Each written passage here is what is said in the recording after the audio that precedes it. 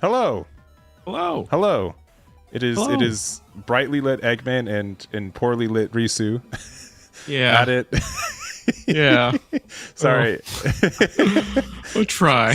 sorry to call out your gloomy mood currently, I suppose. Oh, no. He's just really down in the dumps, but we've got our Winnowing. Actually, here, let me I'm wired up here. Let me see if I can get it all the way over here.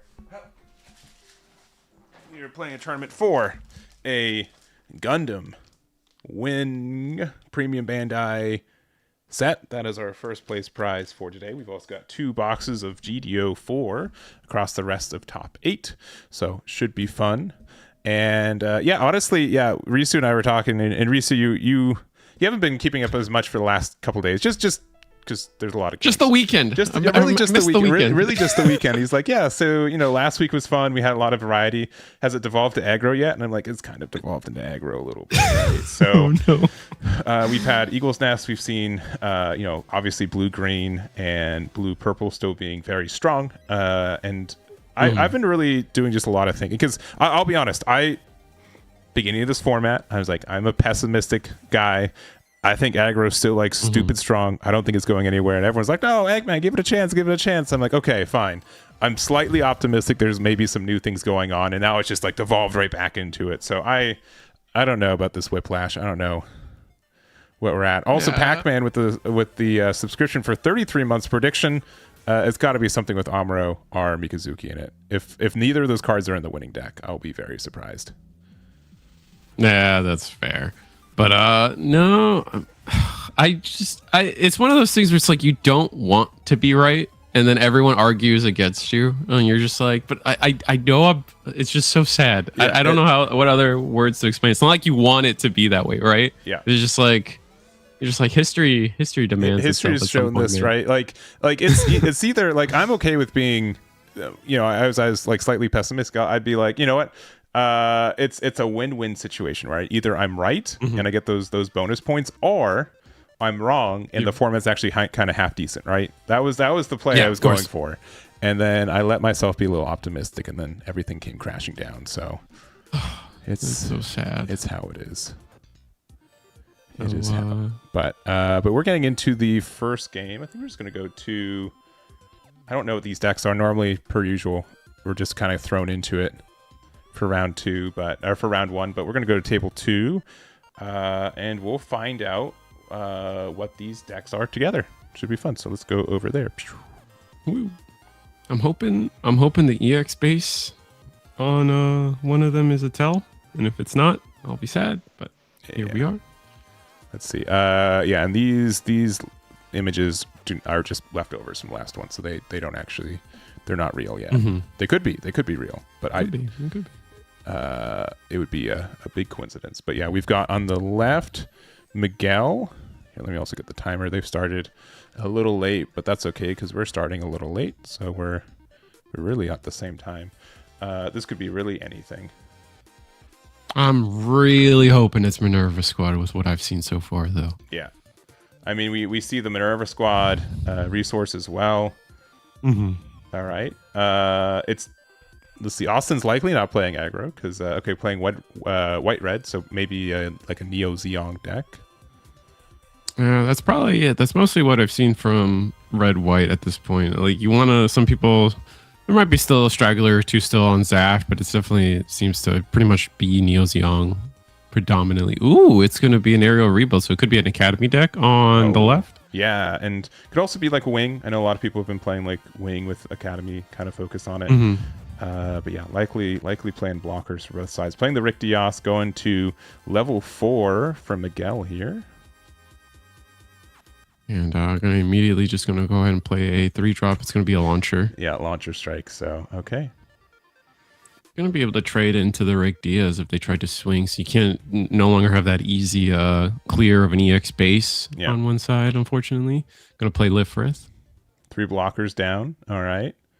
Good. Do you, in your deck building for white now, Eggman, are you just going 4 Lifriths, or are you doing a mix? What's your Lifrith to flat ratio? I don't really like Rick Diaz as much. I know it can crack an EX base. I know that's important, but It's usually like a 4-2 split. Still leaning a little bit more on the Lifriths.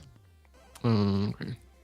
What about you? What's your ideal curve? What's your ratio? I think I just like breaking EX bases early. Like if someone's slipping, didn't play a early blocker, I just love the free just the free EX base clear. And then I'm all like, as a Magic player, I'm always a fan of just trading up. Like, oh, you played your Rizal, right? Rizal was such a good card. That stat line, the 4/3 stat line, but my Rick Diaz is still going to be able to clear that just fine. In a block scenario. So being able to block up always feels good. Yeah, agreed. Yeah, I mean, especially in Magic, where you heal at the end of every turn with Magic, right?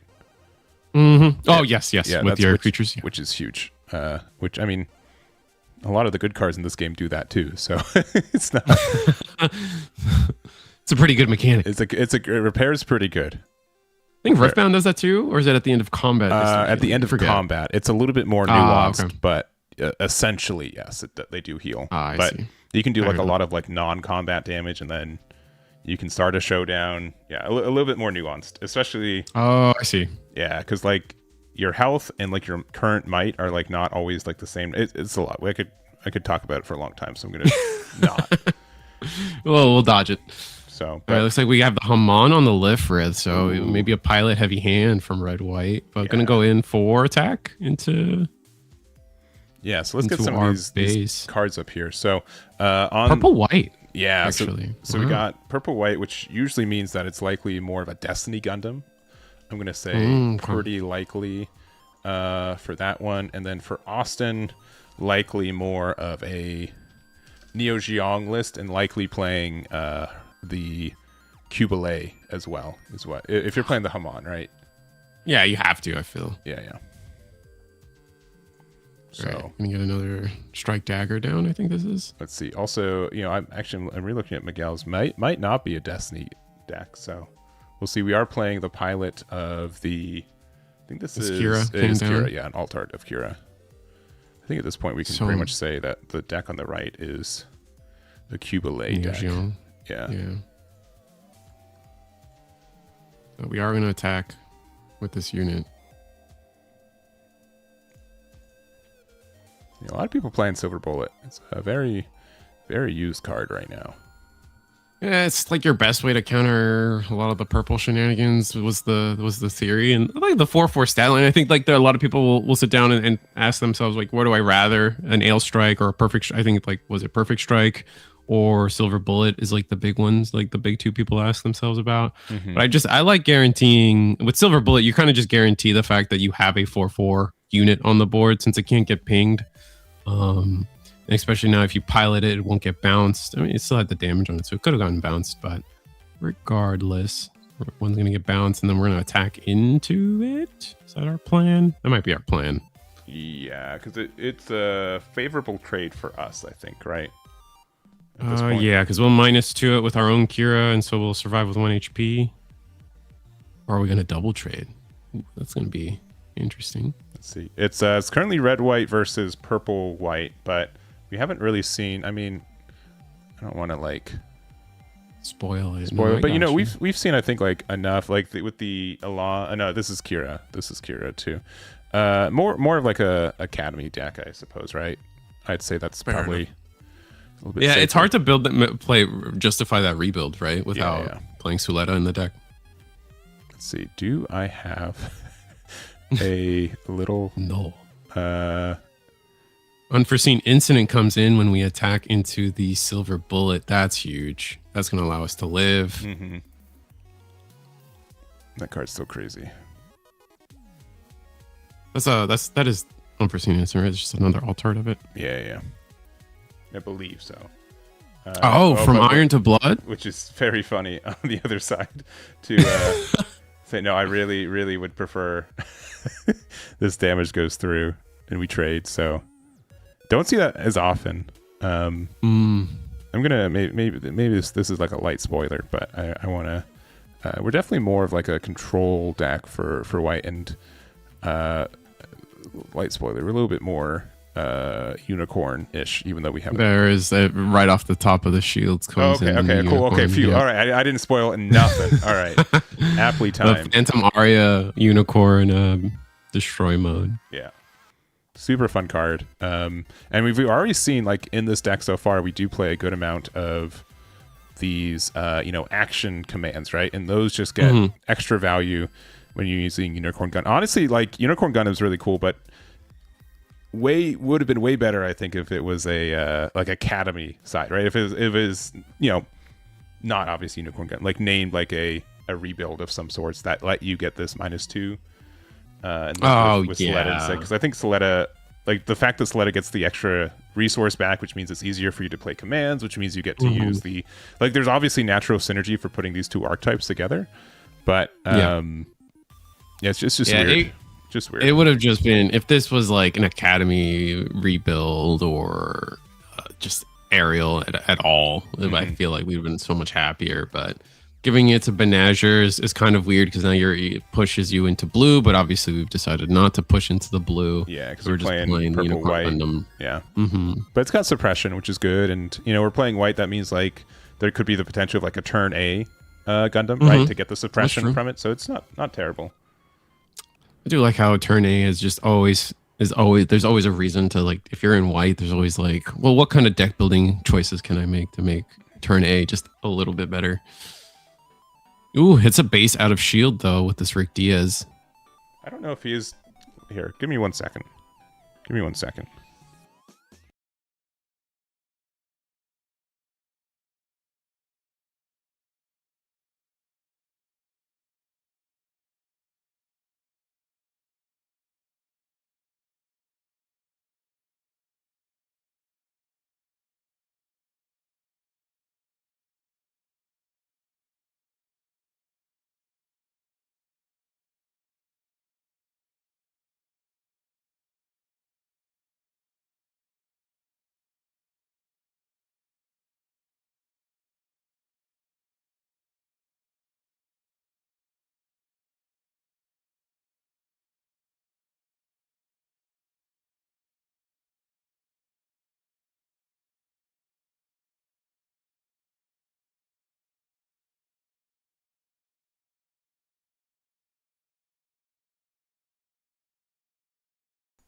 Yeah, we're gonna bring the judge over here to make sure that we sequence this correctly for it. So we're gonna take a tiny break. Sorry about that, folks, but we'll make sure this is done correctly. So give us a moment for that one.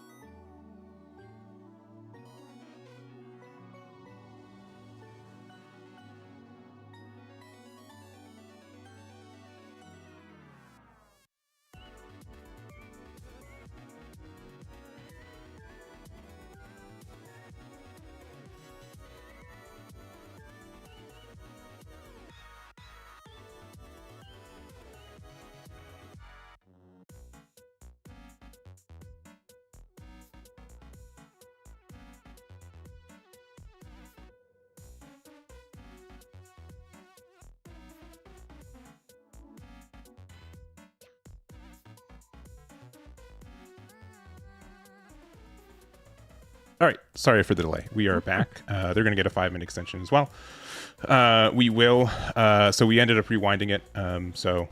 Back to this turn before the freedom was played. We are giving a warning as well, just because of that as well. This is, round 1 of an online event too on a weeknight. So we do want to be like a little lenient as well. But that's how we did it. Additionally, since the shield was taken from the base that was hit, Austin was able to reveal hand because we couldn't confirm the card that was added from shield to hand from that, and Austin decided the card that was put there, since it was entered a hidden area, so they get to choose the card they put back there. So that's where we're at, and now it's Austin's turn where we were at. Yeah, so we rewound back to before the freedom was played. So Correct. Instead we play another silver bullet and pair it with an Elan. Enhance person number 4, and then we just pass turn, knowing that top shield is going to be a base. So we're gonna play Hail Strike. No, this is the other freedom. Yeah.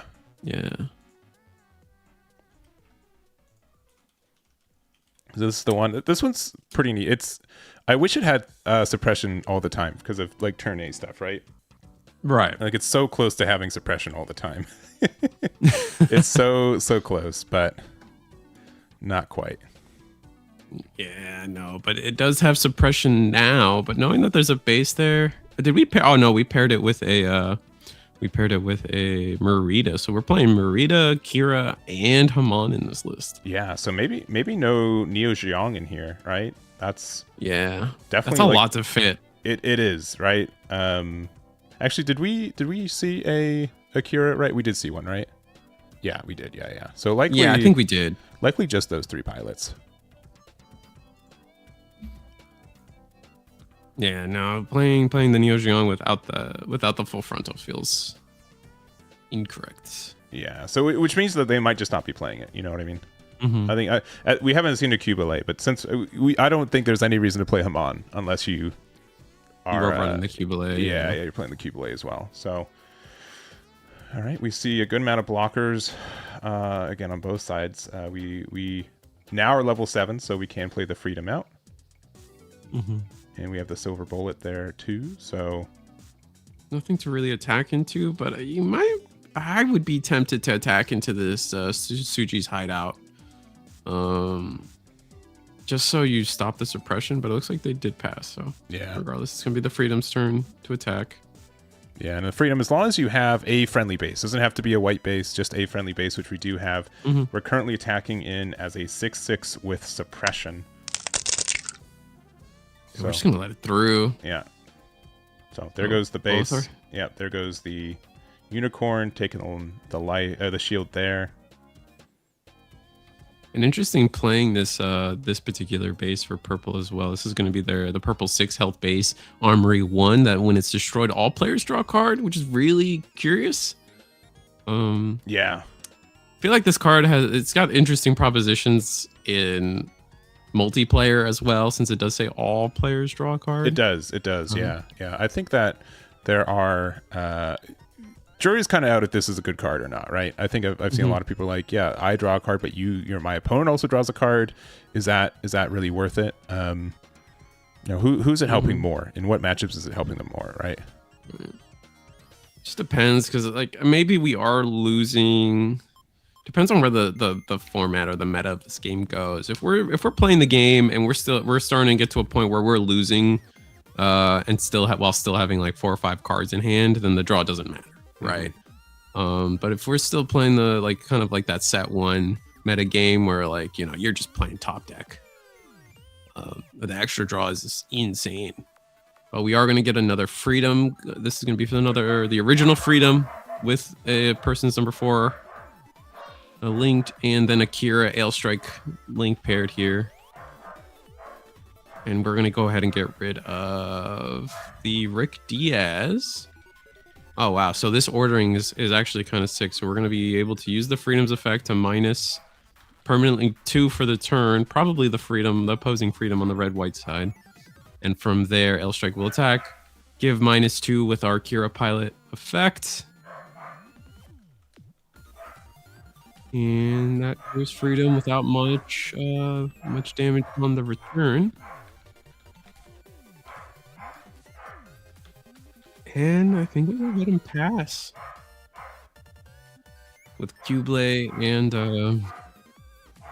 this one escapes me. This is the Gundam Exia? Yeah, this is the red 332 Gundam Exia. Another interesting card to be in here. But can be an anti-aggro tool, as it does deal 2 damage if your opponent has two units on board. So kind of good. 2 damage is oftentimes enough to just snipe a body, and the next turn you'll be able to attack. But that 1 HP is kind of detrimental too, especially if you're talking about things like, you know, any purple aggression deck is going to be able to just ping 1 damage somewhere. Yeah, and you know, we don't know if there's like a Mikazuki potentially in the deck too, which does that 1 extra damage. For I guess on the purple side, but for the red side, sorry, you're right. On the red side, there is so much more potential for damage, right? The Exia itself, it can only choose something 2 or level 2 or lower, so not really doing much specifically here, but obviously like a Cubalay ping. I'm sure there's like maybe close combats, like a Kshatriya is probably in the deck, since we did see the Marita, and we do have the Haman link there as well. That's going to clear the Ale Strike. And, ooh, pan a lot here. I think it was like, it's 2. All right, just blockering up, dumping clip. 2 cards in hand, potentially 3 if we break the base, but just going to go ahead and pass.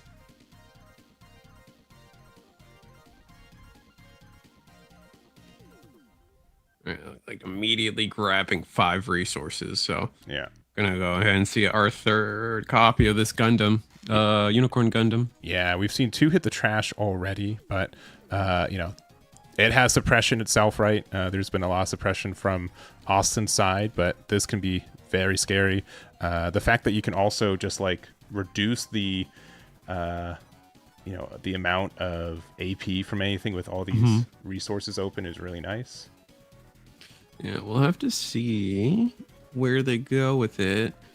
Do we have, I mean, we have what, 3 open resources, so we could still see Unforeseen Incident come down. We've seen with Iron and Blood. So, and then later, oh, we're just gonna, are we just passing on the, are we just playing a passing war here? We play Silver Bullet, or did we ended our turn with Silver Bullet and now continue? So now leaving up anything for commands to back up this destroy. Interesting.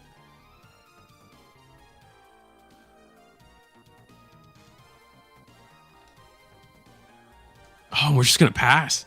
So we're free to do a lot here. A full clip of resources for any commands that could potentially be in hand to activate, or Unicorn Gundam. There's a world where we can try to get rid of these blockers. Oh, Freedom. 2nd Freedom comes in instead. I think it's that original Freedom, and I think we need to just start attacking. If we can clear the hideout, that we already know our opponent is on the newer Freedom Gundam with suppression if you have a base. So if we can just clear the base and kind of blunt that risk, no, just both players just standing off after another Silver Bullet is played. Oh no, another Gundam Unicorn was played. Full 10 resource turn. Oh, double. I've never seen like a double Banshee. I mean, it means that they're playing 4. Is that right? That has to be right? Yeah, they're playing 4. They're definitely right. Yeah. Double check. Because we saw 2 in trash. 1 was in shield. And I think 2 were in shield after the reset we had. Yeah, but playing any command reduces something by 4 AP, or 2 things by 2 AP, right? That is intimidating. That's a lot. That is intimidating. Only and then if we link 3 in hand, anything. only 2 in hand. But that's why these Alans are also so good, right? So if an enemy unit with 1 or less AP is in play, this recovers 1 HP. So with these unicorns, right? Even if your opponent doesn't naturally have it, you can make a situation. Kind of create it. Yeah, and since everything's like activate action, you get all this kind of extra healing and stuff. So we do get a cure. Oh, we let that through. Yeah. Isn't that suppression? Yeah, there we go. Yeah. Oh, but luckily enough, we get a base. Hideout, yeah. And Tsuchi's hideout deals a damage to something. That is what? Level 4 or lower. Which nothing on the board is that. Yeah. I think the silver bullet is, but I can't. No, silver bullet's level 5. Damage. Level 5. Oh, yeah. I thought it was 4. Okay. No.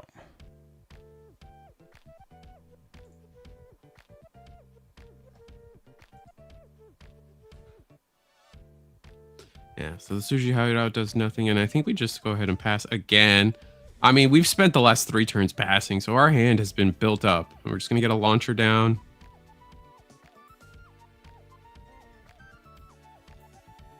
And what's the rest of the hand looking like? Yeah, this is a real tough endgame scenario for sure.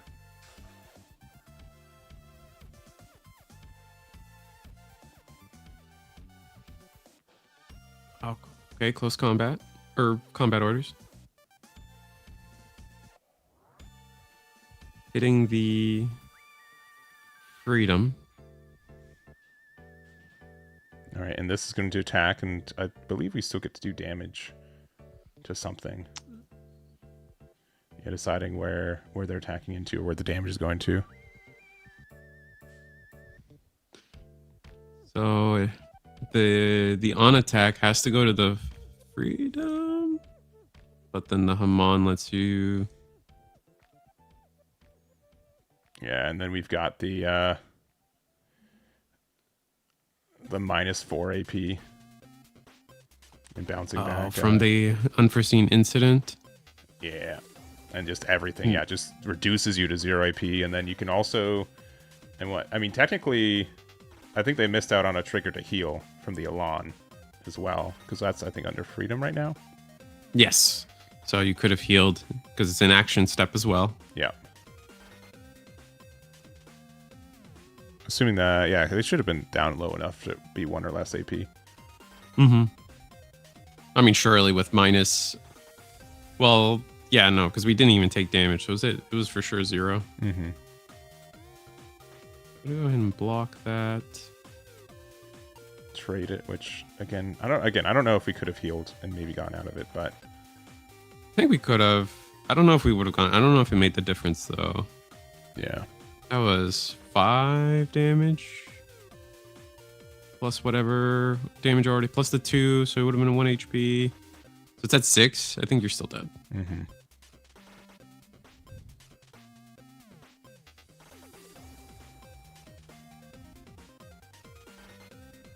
I mean, yeah, another... I mean, they only have 1 blocker, right? And... but the unicorn effect is not once per turn, right? It's just every time, so... If they happen to have another command, they only have 1 card in hand, yeah. And asking, I guess, yeah, what silver bullet are you trying to reduce? Probably the active one, right? Yeah. Looks like just blocking and... Letting it go, okay. Yeah, so preserving stats on board. Yeah, but I guess they gave the minus to the rested one, so they were still able to trade there. Alright, for 1.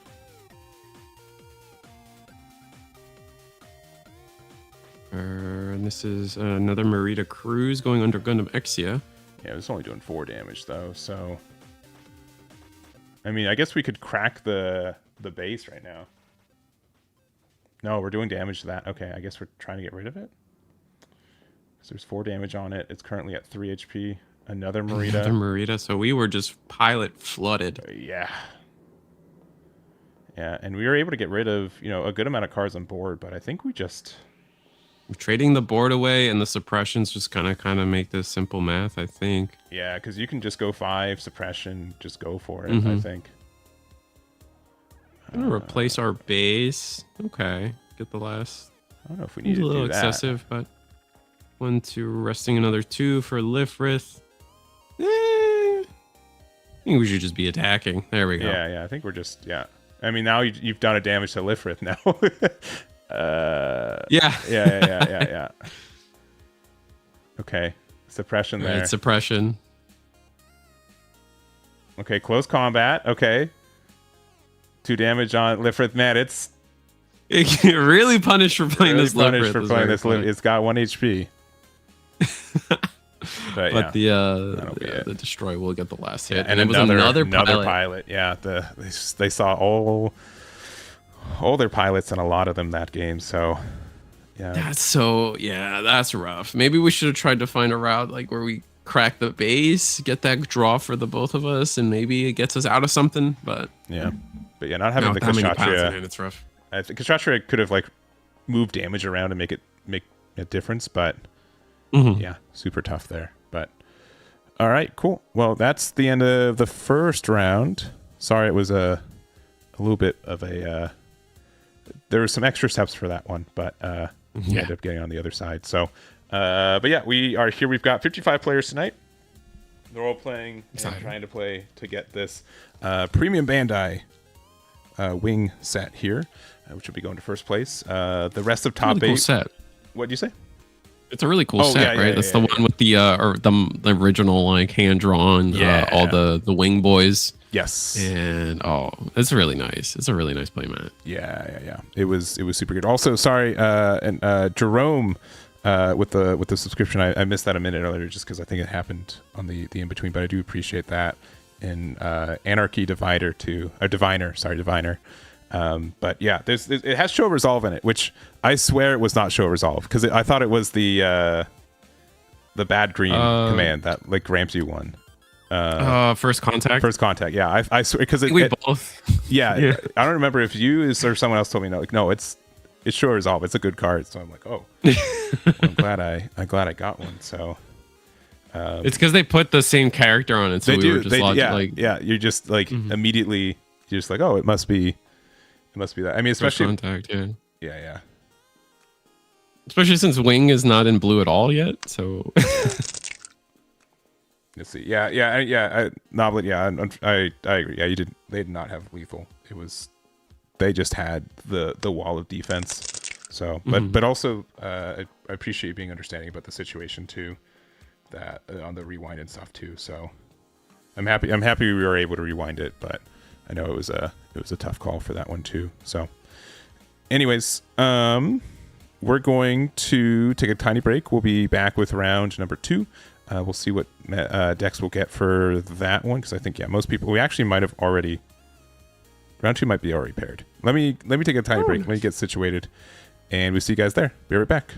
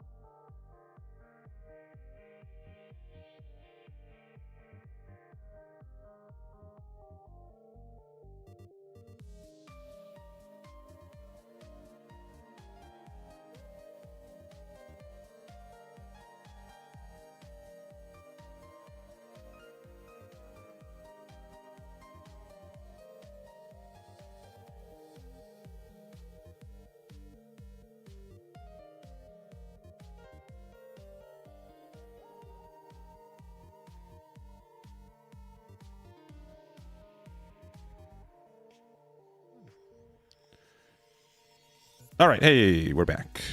That We're did not back. take long, but we're here. We're going to table 1. I'll get everything set up. Now it's going to be a race to see if the the player who played 2 Gray's Customs can win before I get the names situated. So Yeah, so this is going to be the infamous just 24 2-drops or 1-drops. yeah. The deck, and we'll see where we end up after everything. On the other side, they're level 3, so they're going second, which feels or second. Yeah, they're going second, which feels kind of good.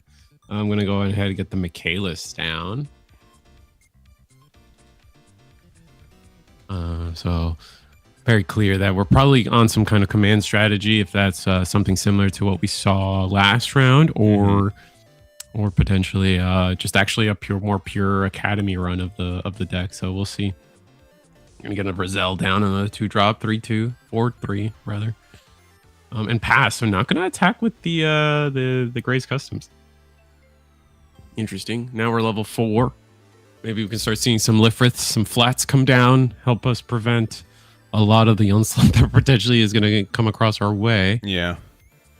Yeah, I'm seeing from chat too that these guys play each other quite a bit, so likely knowing what the other's doing, and hitting the nail or gamma here, deciding on what to rest. Looks like it's going to be the Rizal, so that is going to let the Michaelis attack into it and trade. And looks like we're actually okay. We're going to spend the 1 for Soletta, so we do survive with 1 HP. That's kind of nice, especially in a situation like this. Yeah, the issue is that you're playing against a purple deck that 1 damage is very easy to interact with. Unfortunately, hopefully. Oh no, the Soletta AP isn't going to matter here, unfortunately. Fair enough. No, because we don't have enough commands in there. I mean, if they have a Barbatos Mikazuki, we're very upset.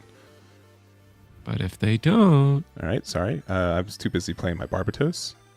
I mean, this Barbatos is still, like, yeah, the 1-card combo. But, what, first form, crack base, deal damage, draw a card. Very good. Looks like we're still going to play with the Mikazuki. It just means that we're going to be able to crack the base a little bit easier. Mm-hmm. And I think at this point, yeah, it's pretty clear. Yeah, on the right, we're playing a Barbatos Rash deck. And on the left, again, I swear I had some Academy assets built at one point in time, but here we are. It's been too long. It's been too long since Academy's really been in the conversation. Yeah. Not super long, but yeah, I swear I had one. So here we are trying to attack with is that a Mikazuki pilot we paired it with? I think it is. Yeah, I believe so. Yeah. Yeah, I believe it's the SP. So attacking 4 into the base here. So won't crack it by itself, but. And we do have 2 more attacks coming in, so. Yeah. Kind of feels like we wasted the Soletta at that point then. I think we did kind of as well. Yeah, if it was against other decks, maybe not. But knowing that like blue purple like Gun Tank, or Anksha, or Mikazuki, or Barbatos, like there's a lot of chances for. Oh, okay. Do like this. So we're gonna play the Unwavering. Ooh. Yeah, not the Unwavering. Not Graceful Demeanor. Graceful Demeanor. Sorry. Yeah. That's huge. Being able to reset the board there.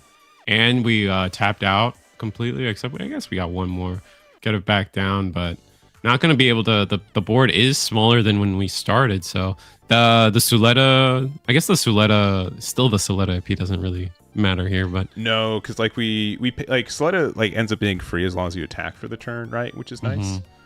We're just going to play up the flat and keep 2 open. So the other thing is that we had to burn the EX resource there too, which is kind of unfortunate. That feels bad. Yeah. But it does stave off the aggression a little bit. A little, yeah. Rest 1, get the Grays back down. Oh no, it's going to be a new base. Yeah. Is this the Jaburo? Something like that. Rest one of your Earth Federation units. Choose one enemy unit level 3 or lower and rest it. No Earth Federation. It's an activate main, so we can get an Earth Federation unit down now, potentially. Yeah, so something like Jim. Yeah. Jim, great. And yeah, it's level. There are a lot of things that depend on like HP, AP levels, so it's sometimes tough. But I've been seeing a lot of people saying, I'm playing these gyms, I'm playing like Gundam RX, so I don't mind running this job row for situations like this. So we're going to actually play the unforeseen here. So that means that our base is protected once again, only at 1 HP. I mean, this is the same as a 1 HP shield, right? But we do get out of the damage still. And now they have to make a decision, like, do they want to attack into the... I think we definitely attack the flat here. Yeah, I think so, too. A second? Okay. Oh, saving it. I mean, it is an Academy Commands deck. But yeah. Oh, but this is so good, too. Now the flat will be able to attack into, like, one of these 1-drops. Clear that. Still survive. Assuming... I guess we'll see what happens. Another Jim. All right, Jim comes down. No, I think another Graze. Yeah, see, look. Gotta be. He's giving those vibes. It was another Graze. It was definitely Graze vibes. But now I like this. I like this in the sense that now we can attack into one of these sideways 1-drops, clear a body, and then potentially force our opponent to attack and lose another body into the flat. So flat can get us multiple bodies, which is cool. Yeah, I think we got to get rid of the Gym. I think the Gym's the more important card, just in case Jabro ends up being impactful again. Okay, another flat and another... Lifrith. Okay. No, Michaelis. And I think this time we have... I know, is it 4 commands for Michaelis or 3? I think we have 3. I think it's 2 Unforeseens and 1 copy of the Graceful. So I don't believe it's currently we're not 4/4. quite there. Yeah. Now, flat has 1 HP, but if we have any way to deal damage to it, it's great. Also, again, Jabro we can use again with the other Gym to rest the flat again, and then gun tank. Oh, there's the gun tank. Unsurprising. Yeah, Jabro here resting the gun tank we just played, resting the flat. Man, it should have been maybe 3 or less HP. 4 level 3 or lower is mean. It's a lot. Yeah, mean.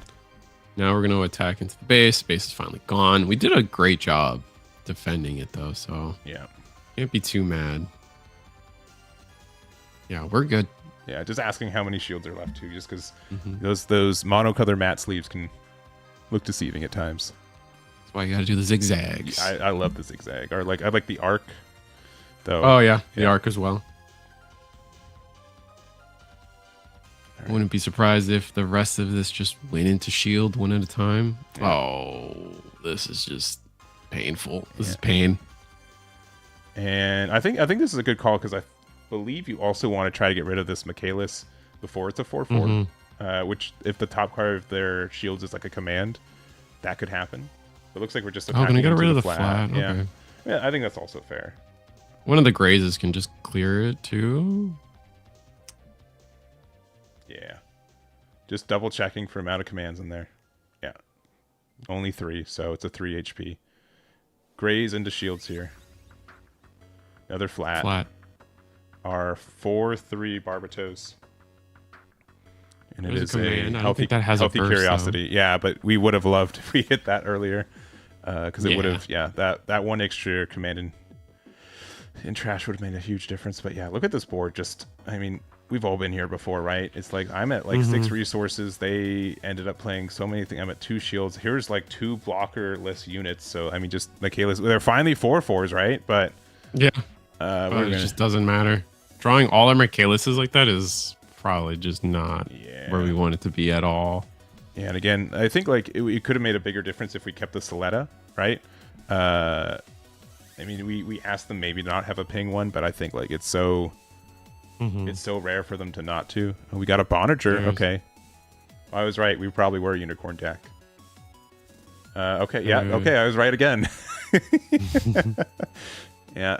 Yeah, and the base wouldn't even save us. No. Yeah, that's just the numbers are too good. So there it is. So yeah, Jabro ended up doing so nice. It rested 2 cards, made it so easier for you to be aggressive, and yeah, very, very helpful there for sure. So yeah, nasty card for sure. All right. Well, that's our first game. We'll go to another one. We'll go back to us real quick though.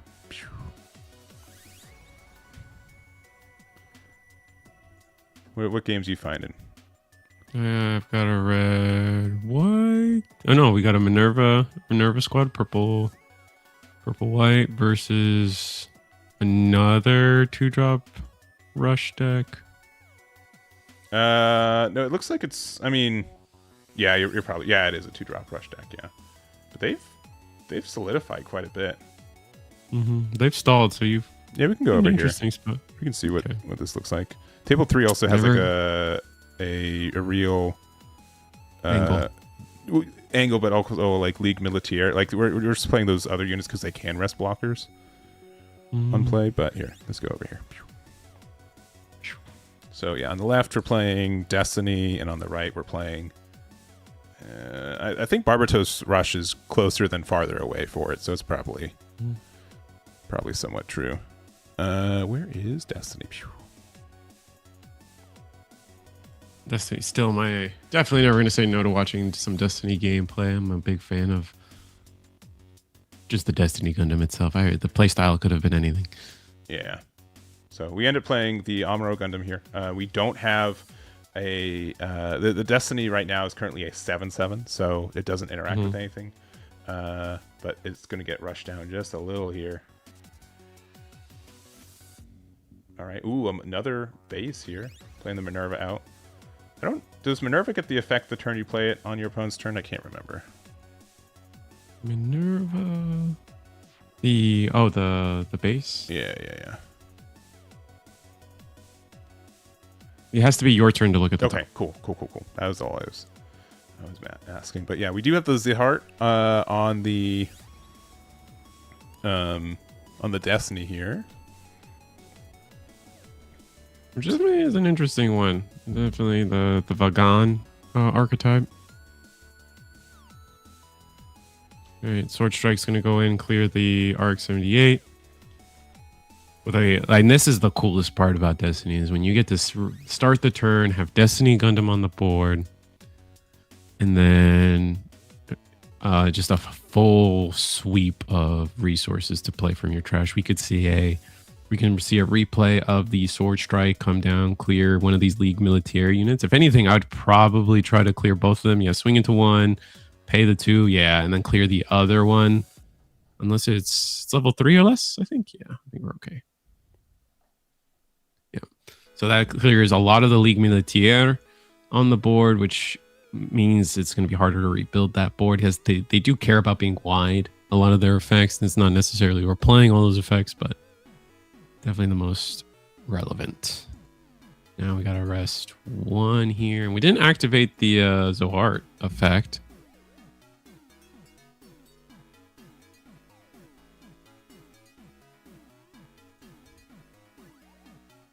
Yeah, but being able to get that clear, super nice. Playing another base out. Minerva squad base. Look at the top 2.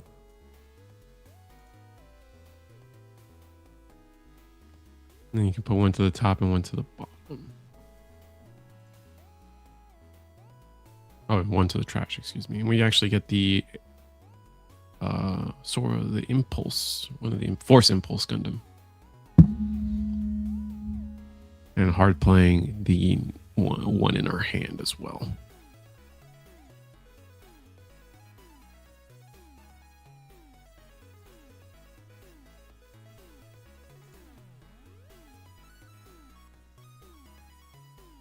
I'm gonna play gun tank and pass off, so we're just top decking on the rush strategy, unfortunately, and that's just gonna let us just kind of go, dare I say, just so infinite. Yeah. Now we don't even have to play units from our hand. We just play them from the trash constantly. If we have another sword impulse, we're playing a command, and during the action step here, we're gonna play. That was the Look of Determination. And that's going to let us choose one enemy active unit that is level 2 or lower, destroy it. If there are 10 cards in your trash, choose one active that's level 4 instead. But first part's good enough here. Yeah, I'm just going to keep the board clear. Play another Force Impulse. And from here, I think we just run away from with the game. Yeah, we were able to really stabilize, which is nice.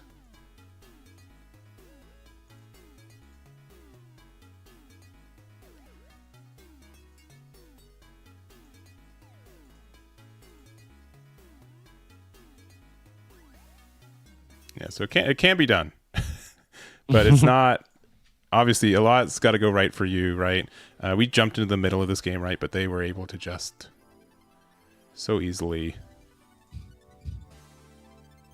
go and clear the sword strike or sword impulse, but I guess Angsha is a level 4 unit, so unless it's another look of a determination, but it's not going to matter.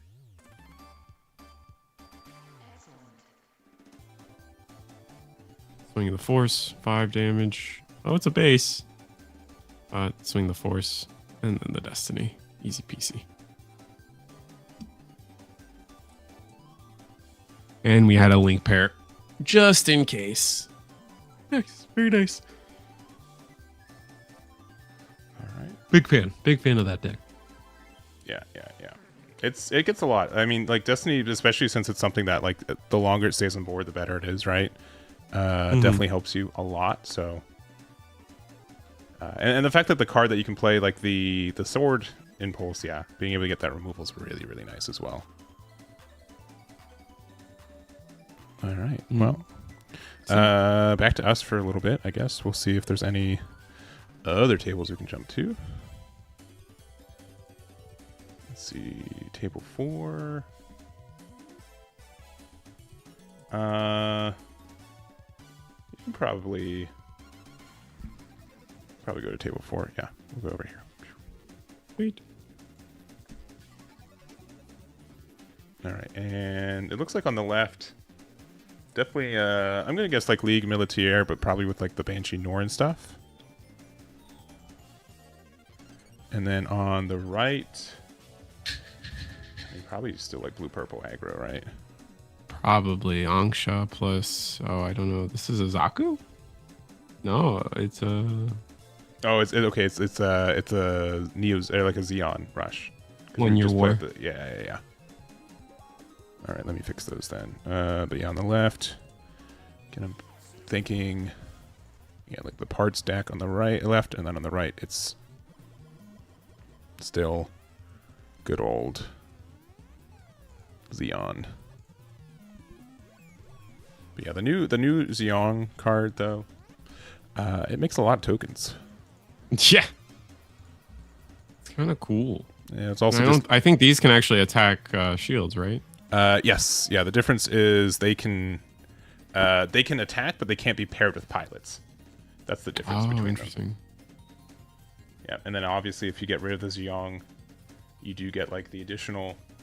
Ahead. Yeah, you get 1 more token since we are paired with a new type pilot.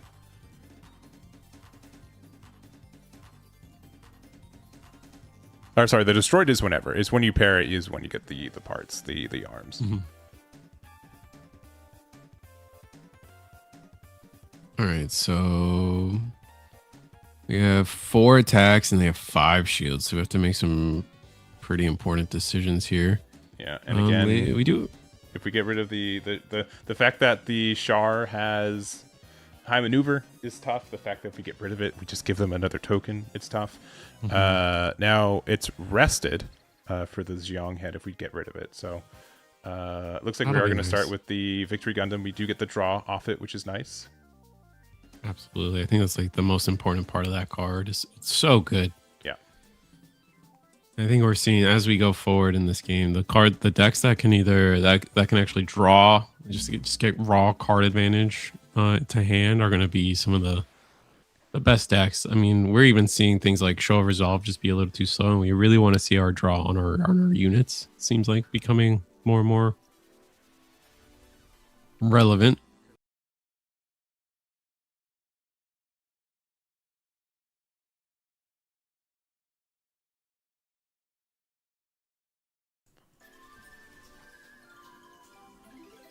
Yeah, there's just so. I mean, what we've got. What was it? I think 8 resources. I think we're level 8 right now. So Obviously, we play like Amuro, like V-Dash Gundam could be good. We've got another Gundam with Amuro, so that does help us get rid of likely like a Zaku. Yeah. Oh yeah, and then I think that's pretty easy right there. Clear. You do get removal, and you don't lose on the spot. That's the big thing. Looks like we're doing an overflowing though. Draw 2, discarding 1. A lot of cards in hand. I'm sure these victory, like we have another victory Gundam here. I'm sure they've drawn us a lot of cards, but maybe not the cards we're looking for. Gonna be another victory Gundam. Yeah, which is good early game, but doesn't link anything. If we have another Zolot, it does offer like a chance to. Oh, okay. No, this is great. Oh, this is a good. This is so good. This is gonna be the unit that's able to rest itself, rest something else. Yeah. Now you just trade yourself into the board. Just try to be as stat efficient as possible. Yeah, so gun easy. You can choose one of your active league military units, which it can include itself. It has to choose something, which is kind of obnoxious sometimes because it means that you have to choose it if you play it and there's no other targets. But yeah, in this situation, you are okay with that. So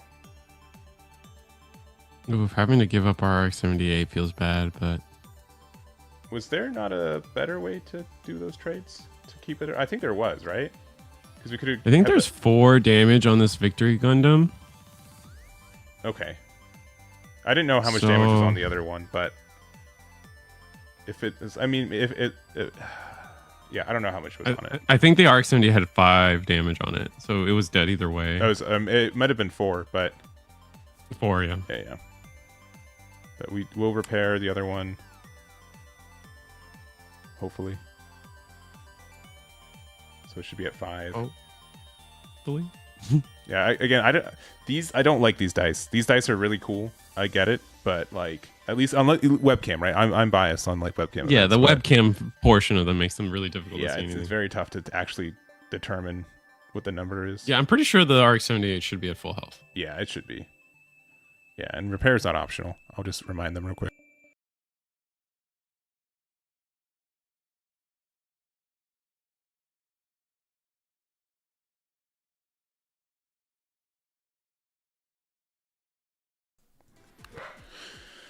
All right, so it is repaired there. I mean, okay, we're just going wide. And I think this is correct because, again, you don't... I mean, the arm can attack into their shield, but you don't necessarily want it to because they could just play a base afterwards and then, you know, you're still at 1. They're definitely thinking about it, but... And, you know, there might be some knowledge on how many bases they've played already. It looks like they're playing a wide hand. So, yeah, another Xiong. So, doesn't play out the wire hands by itself, but... Okay, we are attacking. That's fine. Do we just block it? Or do we let it... Ooh, that's such a tough choice. Yeah, I think blocking's fine, but... At the same point, if we had a base in hand, I probably would have let it go. That's fair. I like that. Well, we do have the easy on board, so we can rest something and then trade with our RX-78. It's only a deploy effect, unfortunately. It's the V-Dash Gundam that would allow us to... Right. But you don't need a pilot for that effect either, which is why it's so good, in my opinion. So if we do have the V-Dash, we'll be able to pull that off. Or another easy out of hand will be nice. And then, I mean, we have so much card draw. We have another card draw if we don't have it right now. We need to have another League Militaire unit out, but that shouldn't be too difficult to do. Especially we need 3, not 2. Yeah. I think V-Dash Gundam would be great here if we had one. I think that'd be really helpful. With that absolute booklet of a hand, I would hope we have something. Yeah. Looks like it is... I think that is V-Dash. Yeah, that is V-Dash. Playing the USO with it, so we get the parts. We're going to use it to rest something. Oh, the Xiong. Interesting. Not going for the... What would you have gone for? The Zaku or the Rick Diaz? Maybe the Rick Diaz, just because the Xiong still like makes a token. So unless we have a way to get rid of the token at the same time, looks like we're attacking into the Xiong, drawing a card, losing our guy. That's fine. I feel bad though. Maybe I'm wrong. Does the Xiong need to have a pilot underneath it for the destroyed effect? I don't. No, it's just remember. Just to let him know. No, I should get it. Yeah.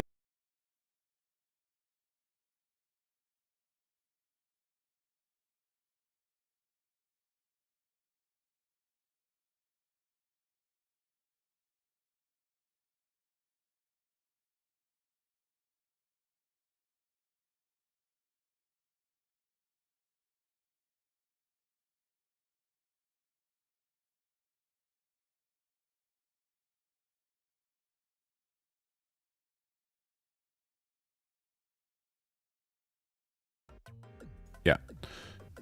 Obviously still new cards, right? And you know, when some of the tokens only come out for that, right? But you do need to have kind of know what what your stuff's doing. A little unfortunate because we would have probably attacked we probably would have changed the order of attacks there. Probably attacked with RX-78 into probably would have attacked RX-78 into the token and V- into shield there instead. Yeah, I don't it looks as there could have been an argument if they wanted to rewind it, they could have, and that's totally fine because they didn't present the token when the turn they should have. From this spot, I don't think it would have mattered because I don't think they have double blocker. They're fine. I like with one card top decking out of hand. I don't think our Xeon aggro player has anything to do here. And one shield as well, so I think we'll be fine.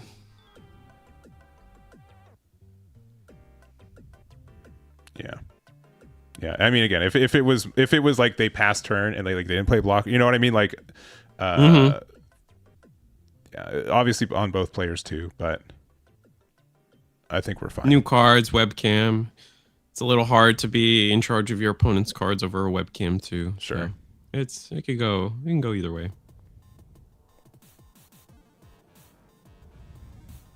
That's still very new. I mean, it came out last week. Yeah. Yeah, they've been, some of these players have had these cards for like 2 weeks, but I get it. Yeah, gonna block with the Lifrith, so no breach damage goes through.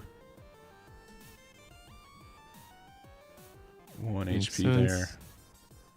Again, you have to have like almost inherently, it'd have to be like a show of resolve into like something else. You know what I mean? Like it'd have to be so specific on how you get out of this. All right, and it's going to just be another Rick Dom, and that's not going to be. But there it is. But yeah, that's why I've been really liking the League Militaire stuff, because you have so many ways. Like one, you have like in archetype blockers. You have a lot of ways to rest smaller cards and get advantage off them. And if they don't answer the justice, like you get so much card draw. And then what we want to. Yeah, I guess attack with Lifrith. Yeah, there's the only thing that we could be worried. Yeah, which could have been something, but yeah, there it is. So, all right, our League Militaire deck ends up 2-0. What are we looking for? We were hoping for maybe Sinanju or one of the Char's Gundams. Yeah, I think it had to almost inherently be like show a resolve into a link pair. I don't think there's really any other way. And even then, it had to be like on the back. It had to be like Char, and they had to like not block the first attack. Like there's just so many like different. Right. If your opponent, like, they have to play wrong, and you have to get lucky, right? Like I think that's the only way you got a chance to win there. So I agree. Anyways, that's that. That's that. That one's that. We are pretty much done with this round too. We've got 5 minutes left as well. Oh, Table 1 needs to report that they won. Oh, I saw a lot of people in chat say that they watch Ike and Ramir.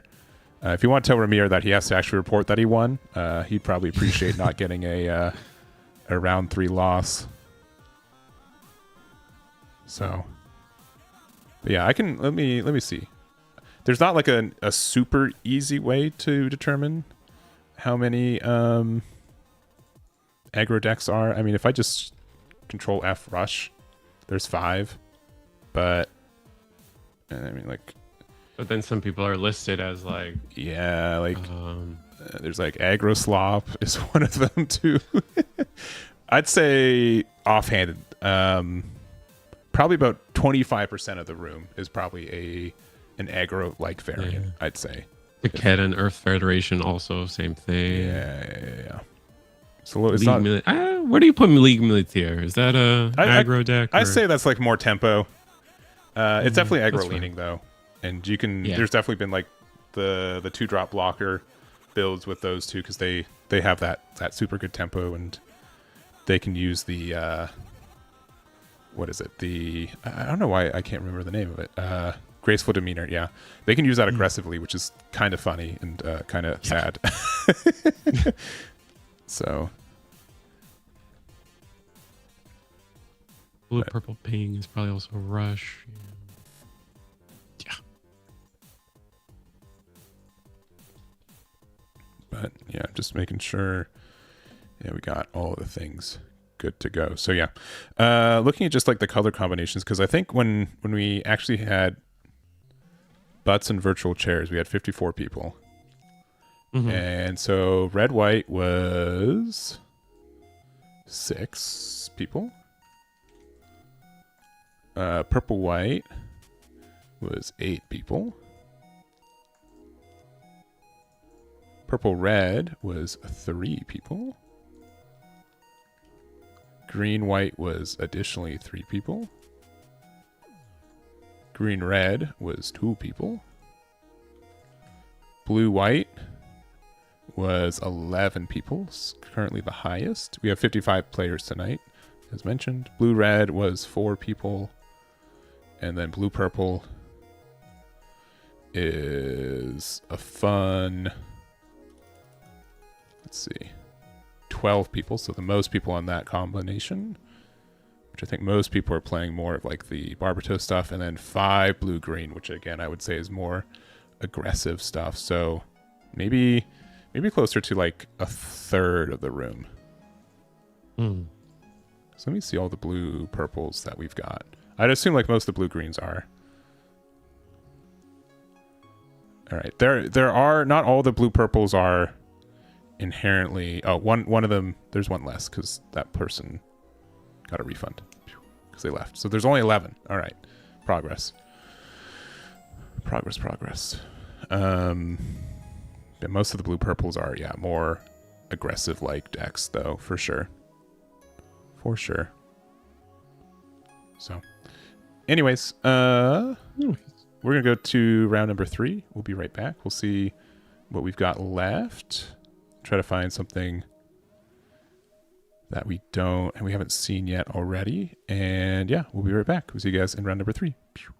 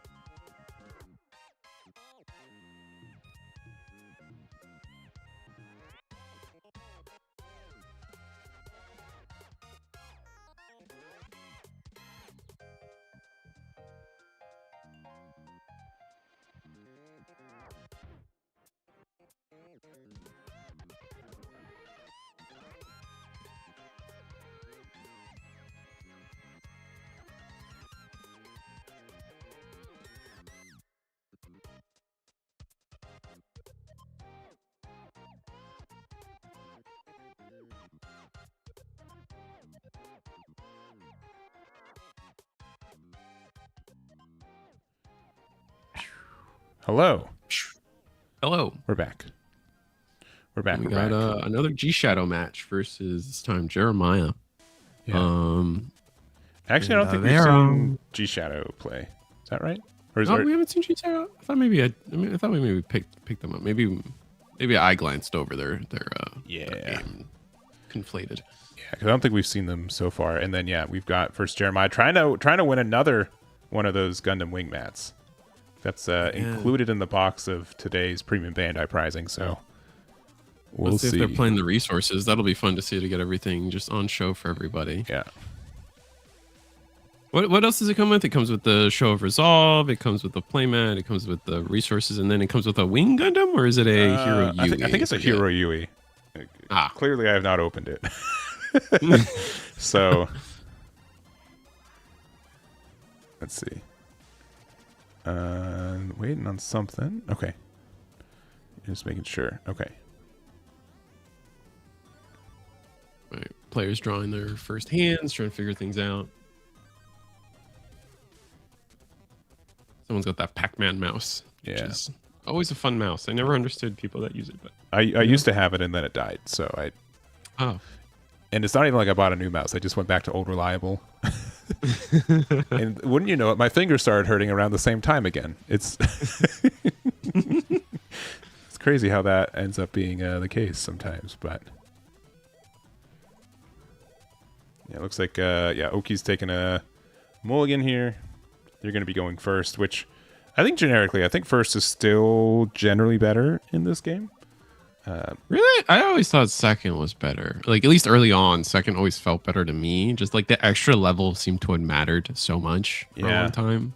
Maybe it just changed. I don't know if it's a hard fast rule for it, but you are always up on cards going first, right? Or like, you know what I mean? Like it's since you draw going first, it makes a difference. Sometimes like the EX resource, but most of the decks that I play, I'm like, you have to burn the EX resource at like level 5 or so, and then I'm getting to like level 8 way later than my opponent still. So that's fair. And you definitely, I mean, them being able to play like a Gray's custom on 1 going second doesn't feel great, and you only having a chance for like maybe it's a wart, but it's generally okay. And we're kind of getting a bit of a hint at Jeremiah.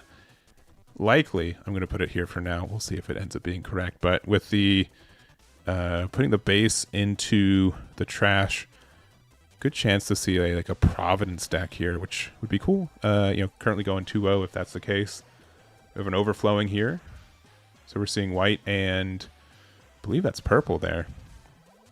So Oki's probably playing a good amount of different decks for that white-purple combination. All right, and with Minerva, likely a Destiny deck. So, I'll never claim to be on the up and up for Gundam lore, but I mean, if this is Providence versus Destiny, this might be a lore battle. They're both, in the same universe. I know that. I think almost confident they existed together at some point. Okay, all right. Assuredly, yeah. I mean, both coordinator base decks. Kira being really important, showing the overflowing. Where are you on the anime catch up? I remember you were committed at one point to watching every anime as the sets came out. Yeah, I was doing good, and then set 1 came out, and then I kind of lost a little bit of momentum there. Oh no. Yeah, but we play out the Vesalius after the overflowing, so likely a bit of a slow start for Jeremiah. So there is. It's Providence is season 1, Destiny season 2, so it's kind of lore. I'll take the kind of lore, all right? I'll take the reading comprehension that both players have coordinator type pilots in their decks and say it's the same. They play horseshoes in Canada, assuredly. Yeah, we're close. We're close.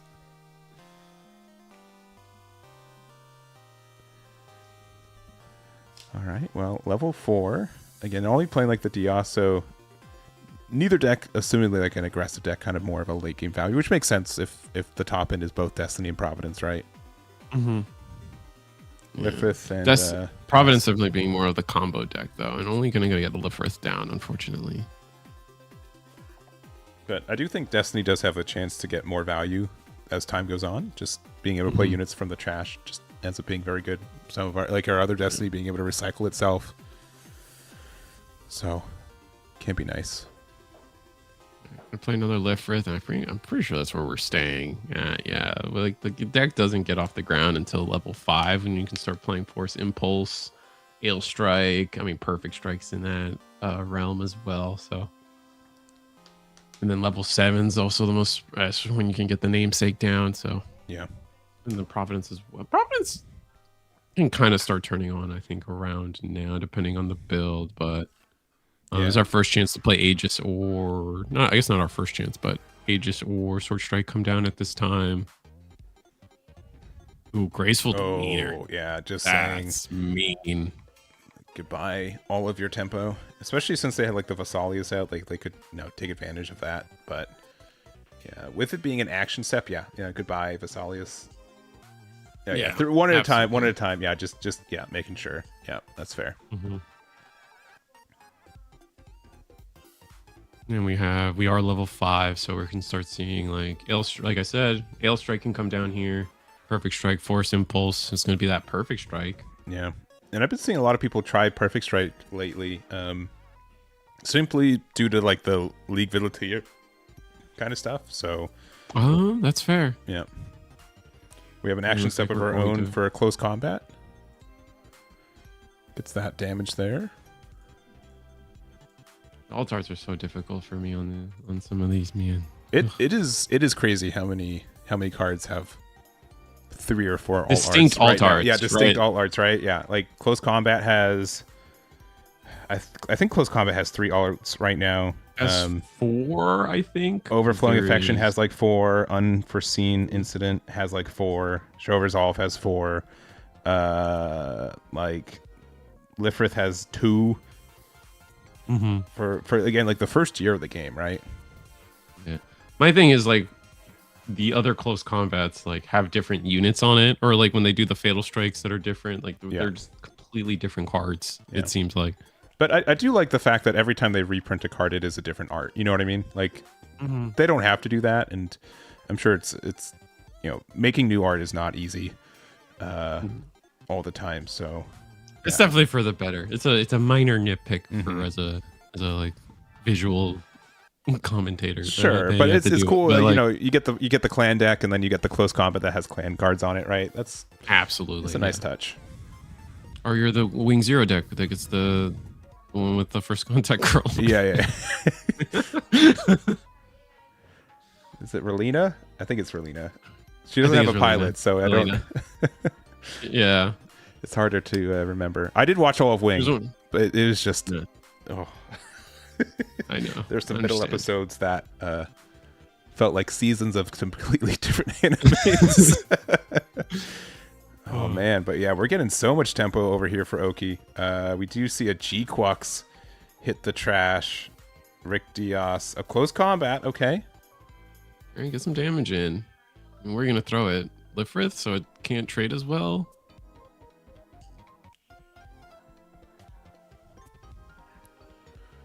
Yeah. Ale Strike's good too, I guess. Yeah, no, either of those are good. Yeah, we're just gonna go 3. And Justice. Okay, so down to 2 for Jeremiah already.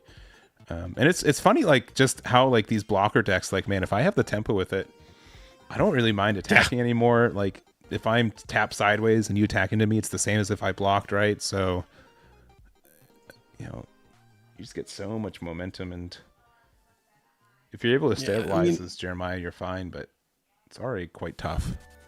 Yeah, I mean, we're what, level 7 now with the EX resource. Providence could come down with the Rowley and get some like tempo down. It's gonna be Aegis, but Aegis doesn't. No, it does. This is a lot. This is a lot here. This is the LR one, not the Oh, this is the one that if the level 5 or higher. Oh, and Ale Strike is level 5, so we're gonna be able to do 3 damage. Yeah, that's huge. Yeah, it's 5 AP or more. But yeah, it's the fact that it can get rid of Ale is huge, and then you can attack into Lifrit. This is great. That's actually probably one of the best combinations you could have right now to try to stabilize. Oh, and there they are. That's huge. And a Lifrit to back it up. Yeah, talking about huge. Ryusu's like, man, those dice perfect for webcam. Love those. Those dice are so good. Oh, I love it. And we are ourselves on the Destiny side, level 7. So we were able to get aggressive in the early game. Hopefully that didn't mean that that's what our hand was. We were just had the right tempo at the right time. Looks like 1, 2, 3, 4, 5. Oh, not going to be Destiny. What is it going to be? Force Impulse? It could be Freedom. Oh, just another old Destiny reliable. Is 5, all right, so bounce back Lifrith. Lifrith's been bounced back to hand like 3 times this game. So we got Oki with similarly strong dice. You see an Ale Strike hit from shields, and it's currently 1 shield left for Jeremiah. But with all this momentum, Oki's been kind of aggressive with their cards. They only have 4 cards left in hand. And honestly, what we didn't bounce back the Aegis, right? If we bounce back Aegis, like we get a board clear for free, but we still have a good amount of cards. Since everything keeps getting bounced to our hand, we still have plenty of choices to come in here.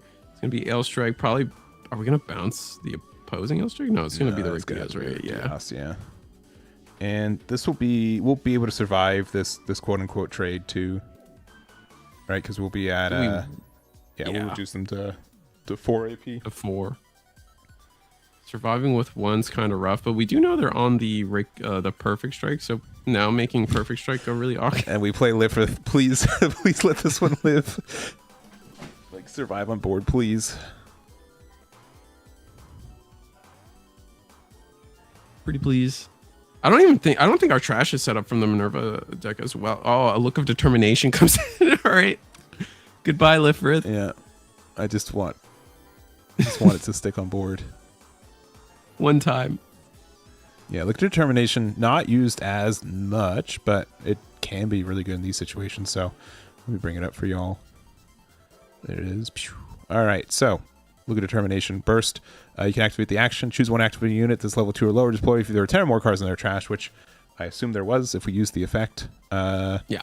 It's an active level 4 or lower. So again, another Lifrith removal card. For 2 too, so it's pretty cheap, and you can start using immediately at level 2. So I mean, the first part kind of gets you out of the way. I like the idea of this card. It's got early game potential and late game potential in one. So I vibe with it, most definitely. Back from GD03 card actually. So yeah, and when this came out, I know a lot of people are like, all right, is this better than Fatal Strike? And the conclusion more times than not was that Fatal Strike, even though it was an activate main, it was just kind of better most of the time. Yep. But with these decks that can like play from trash a little bit or can fuel their trash a little faster, I can see how this card only has a higher ceiling in the future. Yeah. Oh, sorry, I put the Look at Determination on the wrong side. Oh, getting the Sword Strike down here. So Z heart. Oh, but we don't have the right pilot, so we can't link pair. Oh, this is not a link pair. That's so unfortunate. Okay. Yeah, but I mean, we will be able to when we attack with it. Yeah, since the pair effect, it's just a 1 paired effect for the Destiny, and then we're 7/7. Right. But yeah, and then there's the heart. Yeah, when you place it, you put 2. Really, I think it's just to put 2 cards in the trash and get the +2 HP and AP. So, and we do play the Rick Diaz out. So, I mean, again, if they play another Lifrit, we can just pop with Sword Impulse on the turn we play it. So we do have to be aware of that. Only 2 cards in hand for Oki, though. Yeah, I was about to say. Okay, and you're 100% right. We did watch Oki at the end of one of their games. I'm remembering now because it was almost this exact situation. So I'm sorry I gaslit you 15 minutes ago. Used to it. Woof. A lot of deep-seated behind closed doors lore here. Let's see. It is not a beta wing. It's a wing, the premium Bandai wing kit. So it's the same kit that Jeremiah's playmats from. Just recently got to people's doors. I think the last couple of weeks people have been getting theirs from Premium Bandai, the shipment. Yeah. A lot of people just recently got them. It's kind of nice. It's like, ooh, this is going to be, forget the name of this card as well. Yeah, it's big closer combat. Closer combat. Closer combat. Is that what? Overwhelming pressure? Is that one? That is correct, yeah. I mean, oh man, if it was called Closer Combat, I'd be so happy. I mean, they're just like right in each other's face, right? Like it's yeah. But yeah, something to level 6 or lower, you get to do 4 damage to it. So Rick Diaz does qualify for that. All right, so we get a full sweep of resources for Destiny Gundam here. What are we going to do? We do have the sword impulse. Oh, we have impulse as well now. So could get something done there. Looks like we'll see what we decide. What options do we even have available to us? Sword impulse is nice. So as well as impulse. I haven't seen blast impulse yet. It's like we're paying for. Is that 5 for force impulse? Oh, it's another Destiny. Can you get Destiny off Destiny? Yes, you can. It's so cool. It's the other one that you can't, right?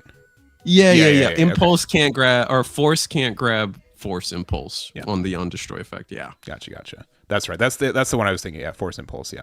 So you do get to play another one. Okay, and then there are 2 high maneuvers, and then you get to go for game. Okay. That's so blessed. Wow. That's crazy. That's crazy. That was well set up. Yeah. By G Shadow right there at the end. Yeah, Oki definitely. Clearly was able to see the pieces being so aggressive with their blockers. Obviously, it could have gone the other way, right? We only had like 2 cards around. Absolutely. We didn't have anything, but making a 7/7 unit makes it really tough for most decks to really interact with you.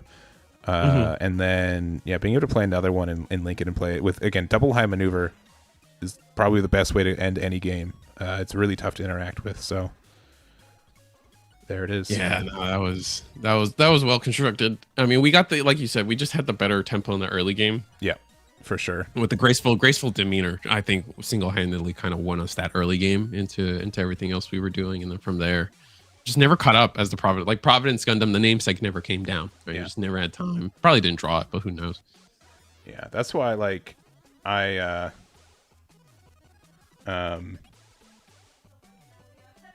that's why I'm just like, here, 1 second. I'm looking at one of these games. Okay, I need to here. Give me a minute. I need to have a judge call going on for one of these. 1 second. Fair enough.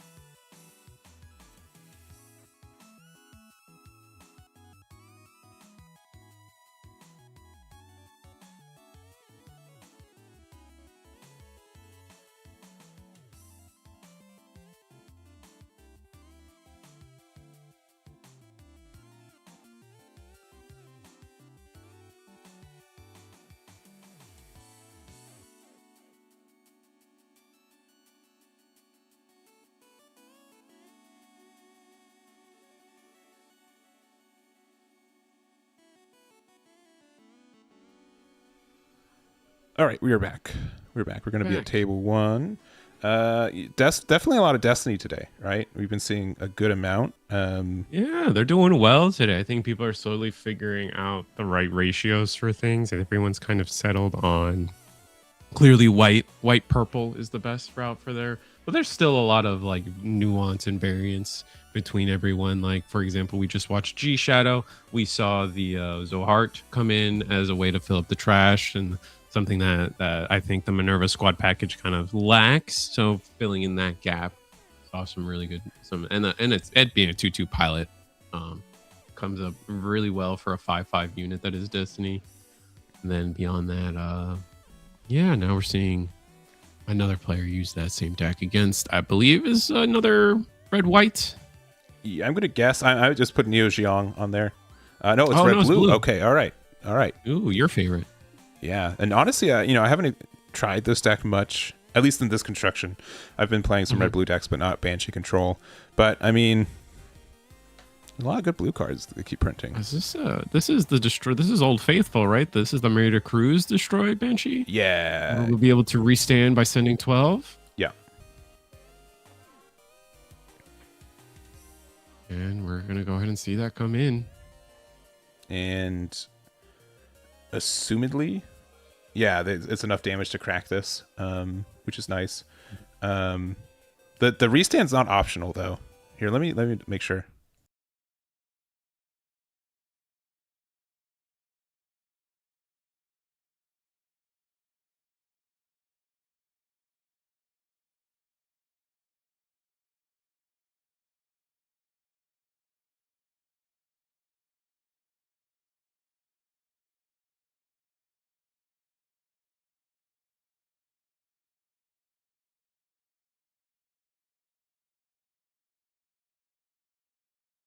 All right, cool. Yeah.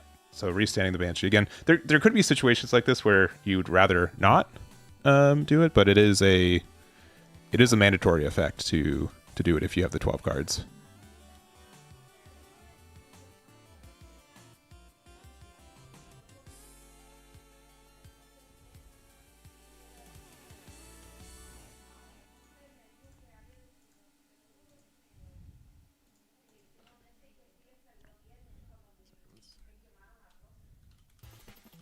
Yeah, so that was into the base, so got rid of it.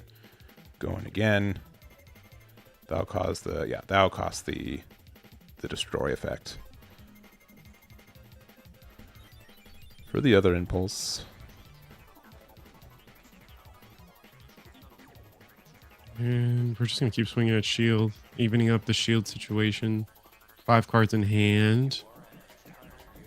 Nothing to bounce. What is this token? I wonder. I feel like that's on the board for a reason. I don't know. It's like that might be maybe that might be their a hand. white. No, it can't be their hand. Oh no. What? I don't know. I don't know what it is. Some sort of. Oh, it was their EX base. It seems okay. I would assume then. Oh, interesting. Yeah. Okay, so that's how they're setting up their EX base. All right, Corsica base comes in to end the turn, getting a Talgoose. Yeah. So likely, yeah, it should be their first one. Or if not their first one, they shuffled another one back. So. Interesting. Maybe. Would you rather the Talgoose on the board versus the 2/1 drops here?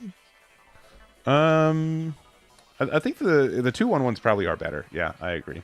If we sequenced it so there wasn't a base in that, I think we would have rather played it first to make sure the base ended up making 2/1s, but I don't know, this is gonna be a little bit tough for Destiny. So overflowing, getting our blocker in there. Getting the blast out. Yeah. We do have full 11 resources available to us. I'm gonna go overflowing again, just not finding what we want. I guess I guess we're just really trying to find a Destiny link pair. Yeah, because like Destiny Shin would be able to then play out Sword Impulse to get rid of the token. So and then you'd have to attack into probably best attack into Banshee there. Probably Kshatriya. Because Banshee, I mean, I guess yeah, you're right. You're right. Again. No, but you're right. But it's Banshee because it's a higher level. Mm. All right, we've got Kira here. Gonna get rid of the token. We don't lose, which is nice. And sometimes you do have to try to find the win. Last 3 resources available to us to do something.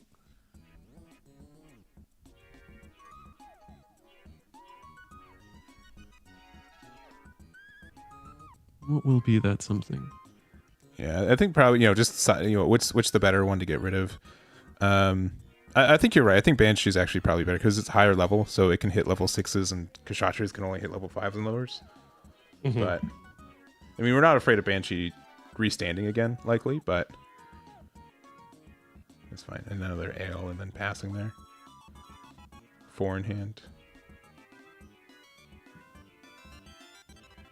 Thinking it on a end turn action step. Do we have an improved technique, maybe? Do we have enough? No, we don't have enough because we only have 2 open. Yeah. We can't do that. We also had to shuffle away, I think, all of our other improved techniques, right? So, yeah, I don't think it's... 1, we can't pay for it, but 2... 2, I don't think it hits anything. Yeah, because it's level 4 lower, and that's a level 5. Mm-hmm. So 2 shields for the Minerva squad. 2 shields and a base for blue red ping Banshee, blue red Banshee. Yeah, 2 shields and a piece. Both have a base. Yeah, so we do get rid of it there. If we had the G-Quux, probably would have started with it. Because if we play, G-Quux there, 3 damage and 1 damage would have been great. But just playing at the Kshatriya passing back. There is ever a time to find your destiny, Shin. It's gotta be now. I mean, now just even playing Shin, you get to attack in the Banshee, put their Kshatriya back in the hand, so not too terrible. Still trying to search for it. That's rough. 2, 1 in trash, 1 in the top of the deck. An interesting base. Not super sold on it, but filling the trash in this deck feels good.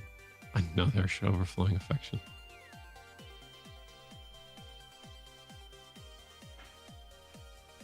And luckily for us, Shin is also a level 4 pilot, so it can get a bounce here.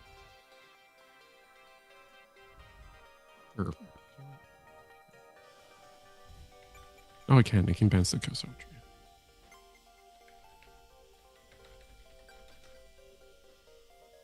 That was for the base. Keep that rested. Resting 3 this time for Perfect Strike. Perfect Strike, okay. Blockering up.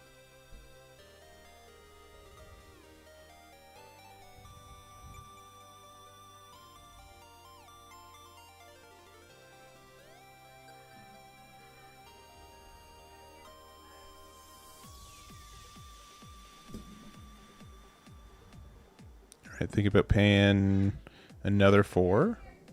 Okay. Force Impulse. And 3 in hand pass, yeah.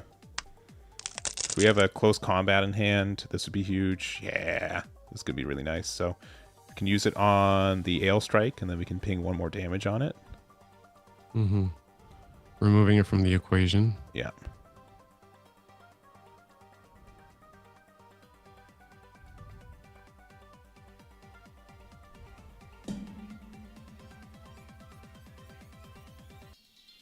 Yeah, 3 cards in hand for our purple Minerva player. I don't know if there's anything that we should be really afraid of with 2 open. I mean, I guess like an unforeseen, maybe. Unforeseen could still be used, yeah. Yeah, gotta attack with Banshee first, get that extra ping damage. See if they decide to lose their base or block. Yeah. I think you have to block. Real quick. Whoa, wait.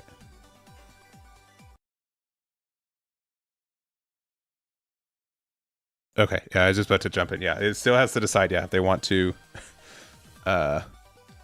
block or not. All right, yeah. looks like they are slowly determining to well, now that you know their next play is Marita, I feel like you're just like, yeah. Yeah. So does the damage there. Mm-hmm. Attacking as a 7, likely doing another damage to maybe Minerva. Mm-hmm. Yeah. Blocking there. So we're at 1 HP left for our Kshatriya. Yeah. Okay. Yeah. And then 1 card left in hand. They have another base. They get another turn. I mean, this is where, like, again, Impulse being able to recur costs and cards from trash can really help you out. You kind of need to play another base, but there could be. I think like you're not like out for our Minerva player, but it's definitely scary. It is. It's very close. I think our best bet. I don't even know what our best bet could be. Destiny. I know we could have Destiny Shin, which is something we've probably been looking for a while. Yeah. To allow us to attack into either unit, and then Force. Force can attack into the Kshatriya and then bring back a piece that we could be missing to help our life. Yeah. Like if we're missing the Destiny specifically. I mean, even just from no card knowledge, right? In hand, we can attack the Impulse, go into it, get the blocker, set it up, right? Like it's not awful to do that. Like we have a play to prolong, or at least force our opponent to have some cards. Yeah. Yeah. Trade with the Banshee. Oh, going into the. Oh, we did have enough. Oh, it did have 2 damage on it. Okay, so that makes. Yeah, this is preferred then. Yeah. You can get the blocker. Back, what?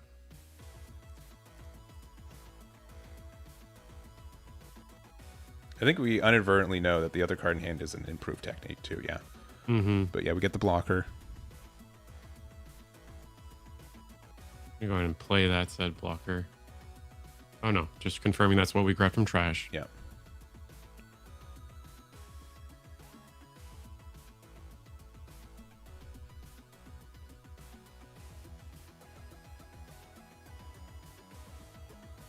All right, for 5. Oh, okay.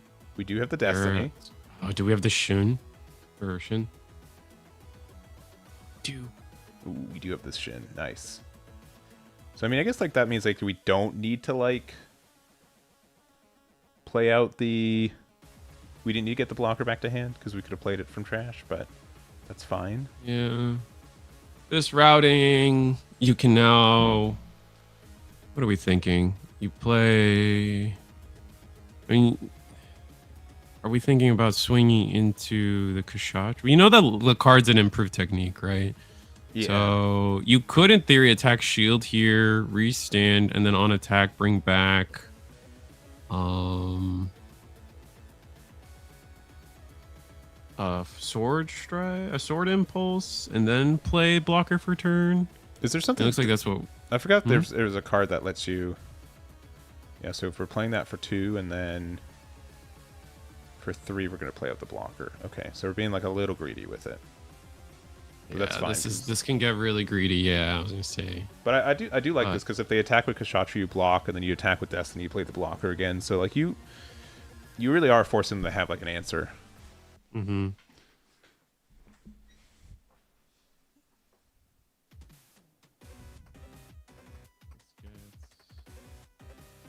But this loses to what? 2 improved techniques in hand or something? It loses to close combat. Because we still don't. Yeah. Ah. We don't have enough improved technique targets, yeah. So it'd have to... Battle bases, but that's it. But they get a block step first. Yeah. Oh, yeah. Yeah, right? Mm-hmm.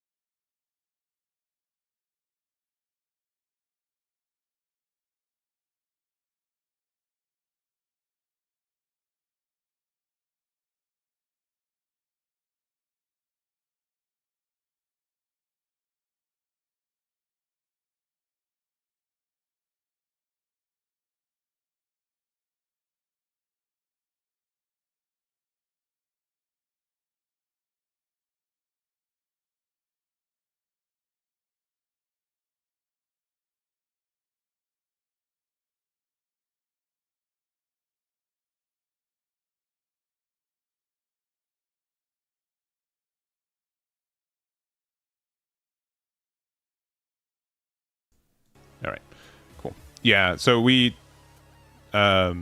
just in case you guys don't know, so it's attacking, and then your opponent can activate their. It's essentially when your opponent attacks triggers, which is just blockers, and then we're in the action step, right? So if we were able to have damage on it beforehand, we could have like gone rid of the blocker, but we're ended up not doing that.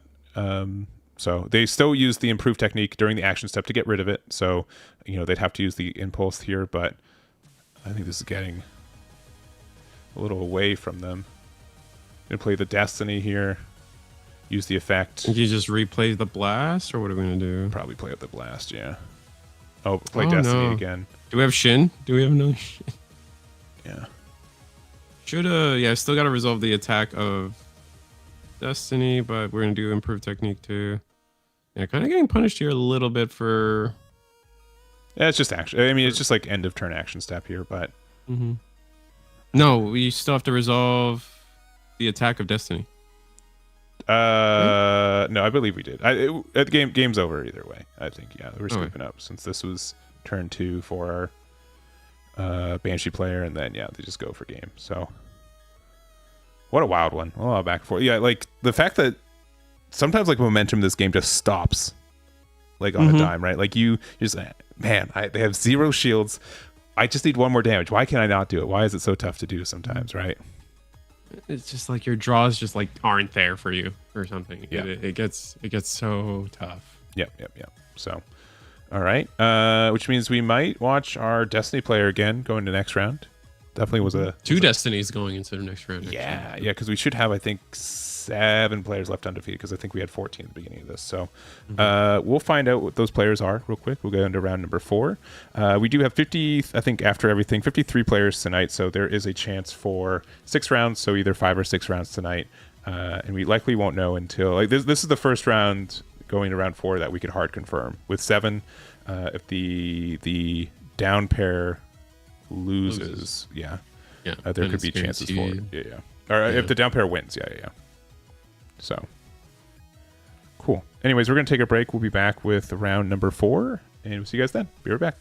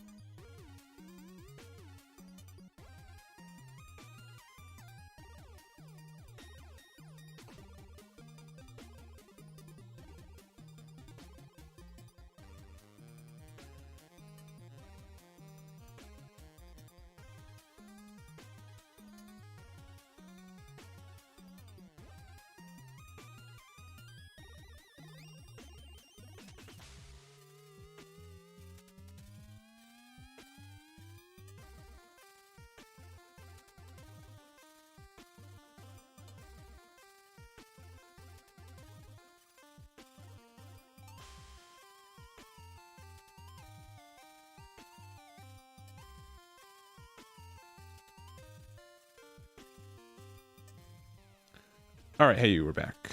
We're back. We've got for you guys table 2. 2 players we haven't seen yet, and they've got. I don't think we've seen the decks that they're playing yet either. No, not at all. I don't think this is the first time we're watching both of these players, which is really fun. And we do have a good amount of. I'm not going to say the decks outright, but I don't think the undefeated. We have 7 left. How many are like aggressive leaning? Is it like 2? 2? Is it like 2? It's not. 2. It's not the majority for sure. No. Yeah, no, definitely 2. I mean, I like. There's not even a deck in here that I would consider like is on the fringe of aggressive. You know what I'm saying? I mean, like, we did just see 2 grays hit the board immediately, but they are the.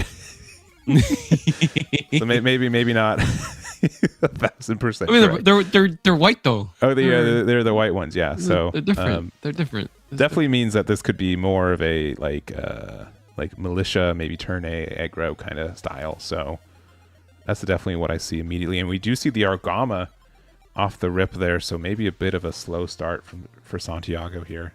Interesting. We're still on an Argama though. I think that card is like as cool, as interesting as it was when it first came out. I just think Breach has just seen a lot less, because that's usually what you played it for, was to counter Breach, and we're just seeing so much less Wing nowadays, which I don't know comes at a peace of mind for a lot of players. I think a lot of players will be happy to know that Wing Gundam is definitely on the back foot in terms of meta. Yeah, but there is still like some Breach going on, right? Like if the Celestial Beast, like the green-red stuff takes off, right? That's also there. Man, we're just spending 2 turns to draw cards. That is tough for Santiago here, as we see a Tall Goose token hit the board. I mean, we could go down to 3 shields off no new cards being played right now. Yeah, that's kind of rough. We'll have to hopefully we get there, but there's the gray. I didn't want to. I like genuinely don't think the left deck is an aggro deck, but I mean, I guess I've been wrong before. Let's see, and it looks like it's a pilot there. I believe it's a Kira pilot is what we added. Actually, no. Maybe this is an aggressive deck. I'd say, yeah, it's definitely a little bit more aggressive leaning, yeah. And I think pretty clearly, yeah, on the left, it's a... I've been calling it like turn A tempo, but that also just is because there's like alliteration with the T's.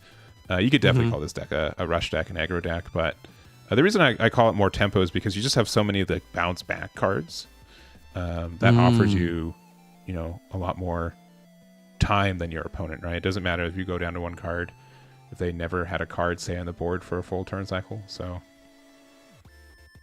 another Argama, yeah. And this is really tough. I mean, there's a full board on the other side. Using I think this is just going to be a quick game. Yeah, Gundam RX-78 with an Amuro, yeah, just because we need to pressure probably the Tall Goose. Yeah, it's got to be the Tall Goose. Yeah, just because it can do more damage, yeah. So take 4, heal up to 4 HP, pass it back, and if they have a pilot in hand to go 5 damage into the Karma, is like probably over.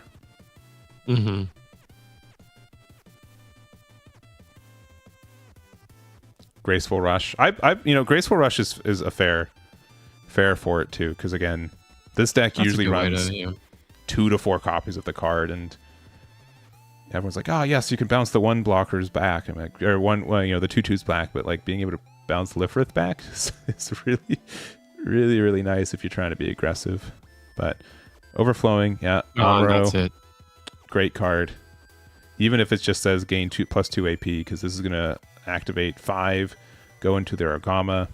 Santiago is tapped out. And our only hope is that maybe a Graceful of Our Own is in shield here. Yeah, Graceful of Our Own would be great. Another Kira to hand. That's 2. Has to be base here, nothing. or no, definitely not. And yeah, there we go. That is the game. 5 minutes later. So yeah, definitely they're showing the hand, definitely like the O stuff, but not seeing Lifrith early, not seeing flat, not seeing any blockers. I mean, yeah, we had a lot of draws, but without seeing anything else, yeah, they were able to just take advantage of it. So Kevin's in a good spot, currently 4-0. And yeah, we'll just take a quick 30-minute break before round 5.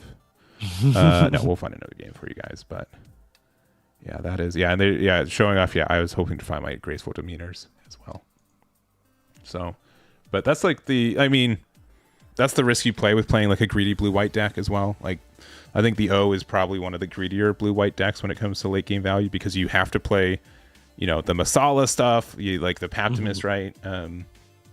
So it's obviously like not great to see that in a card game, to see like a 5-minute blowout, but I think that's also you play the deck enough to that's the risk you play for that one for sure. All right. Well, let's go to, let's see. Table 4 has got an interesting list as well. Table, which one? Table 4. Table 4? Sure. Well, this is also the down pair, though. Oh, is the down pair? Oh, but it's playing. Yeah. I'm down for this. This is actually really, really interesting. Yeah, you're right. We flagged this a little earlier. So, all right, we do have on the left. We did see this player last round, at the end of the last round. But on the Providence Gundam. Yeah. No. It's not the Providence. It's the. Is Jeff the pair down? Yeah, Jeff is the pair down. Yeah. So this was, I think, the Banshee control deck, right? Right. Yes. Yeah. So we got this is red blue. Yeah. And then we got kind of a blue purple League Militaire Impulse Destiny mix deck on the right side, which is cool. Really cool to see, yeah. And it's doing well so far, undefeated.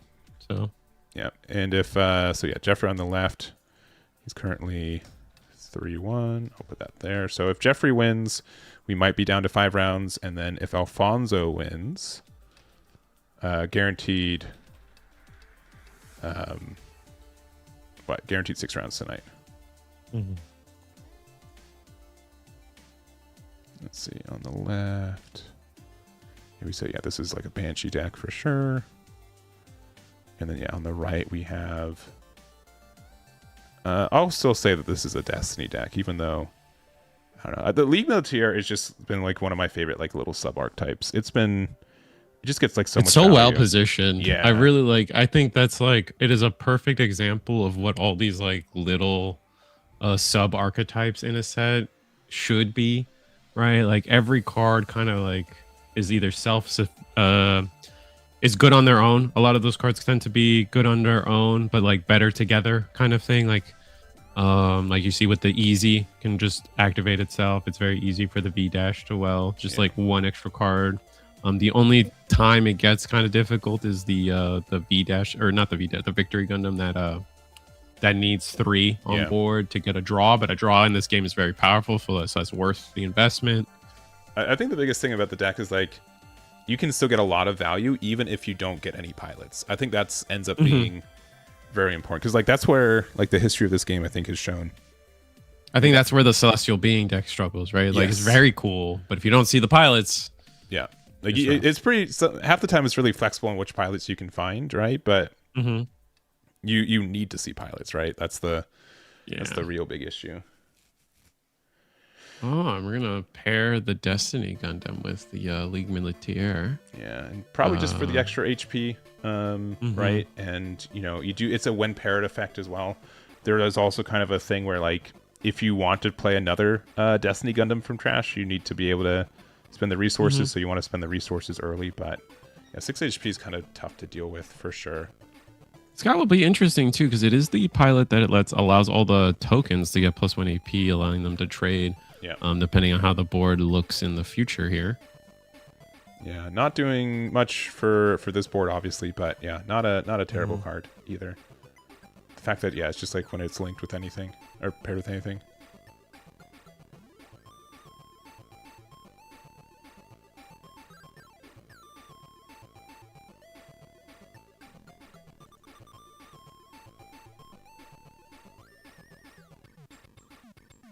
We're going to get a white base, and I think we are going to go ahead and get the 3/3 token down. Yeah, and we show resolved earlier this turn, so we're not as worried about pressure, right? Destiny has the high maneuver, so we can't be blocked, but looks like we are playing 4. Or looking at numbers, yeah. Again, if we play another Destiny off of Trash here would be great here. So going 6, spending the resources. Even like the impulse there, yeah, this one's still fine too. Yeah, I like force impulse. Yeah.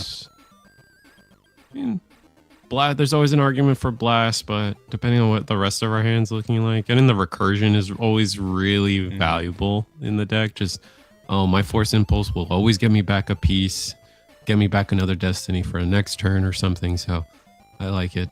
Yeah, because like 3 damage is actually so easy to interact with in this deck on the other side, right? We saw the giant, or the overwhelming pressure. My goodness, right?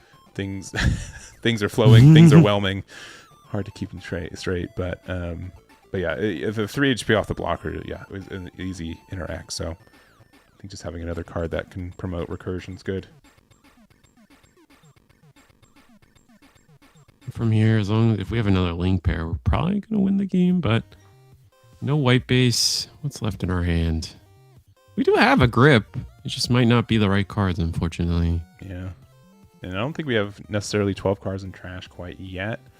There's only, I guess there's 6 HP on the other side. Yeah, that +1 HP is kind of obnoxious too.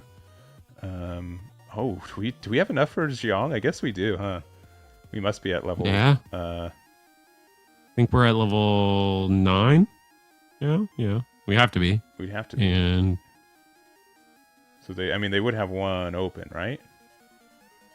Oh, they're thinking about it, yeah. And one, they have to think about where they're doing 3 damage, right? Where they're doing 3 damage and then thinking about where, which is actually kind of I kind of like now that we've saw the white base plus the fact that we're on Jiang.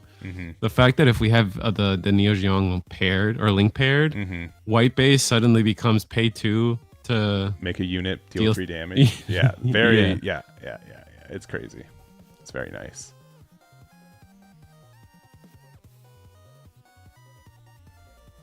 Yeah. Probably. Are we gonna hit the blocker? Yeah. I feel like it's such a. I think you have to hit the destiny. Yeah, I think you have to hit the destiny, attack into it. They'll have to block, but it does mean you're like maxing out 3 damage on it. So if you have like a ace, you're good. But it looks like it's going to be into the force impulse there. Interesting. Okay, fair enough. Oh, because we have the full frontal, and now we're going to attack into just destiny directly. Yeah, and we can now use this to if we play out a body, we now can get rid of the Zolot.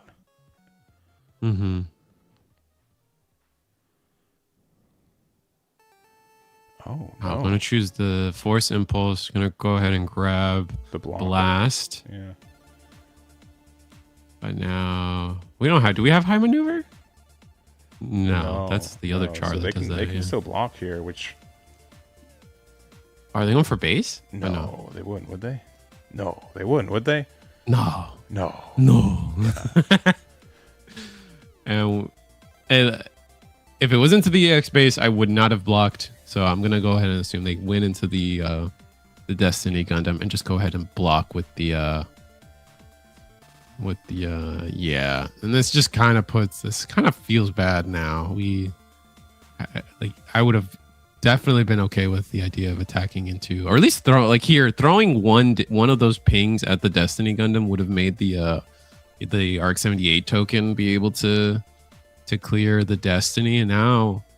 Yeah, I wouldn't know the cards in hand, right? And that makes a difference for sure. But yeah, I think honestly, if we just like double ping the Destiny, the Destiny, they'd only have like one attack that's pressuring shields. I don't really care that much. The Zolot's hanging around. It looks like they are attacking him, but they decide. You're gonna whiff on the attacking effect. Yeah, you gotta do it. Or they just all right. Okay. I'm gonna let them know. Move. I mean, it could just be a thing that they moved it aside, but I'll just give the clarity.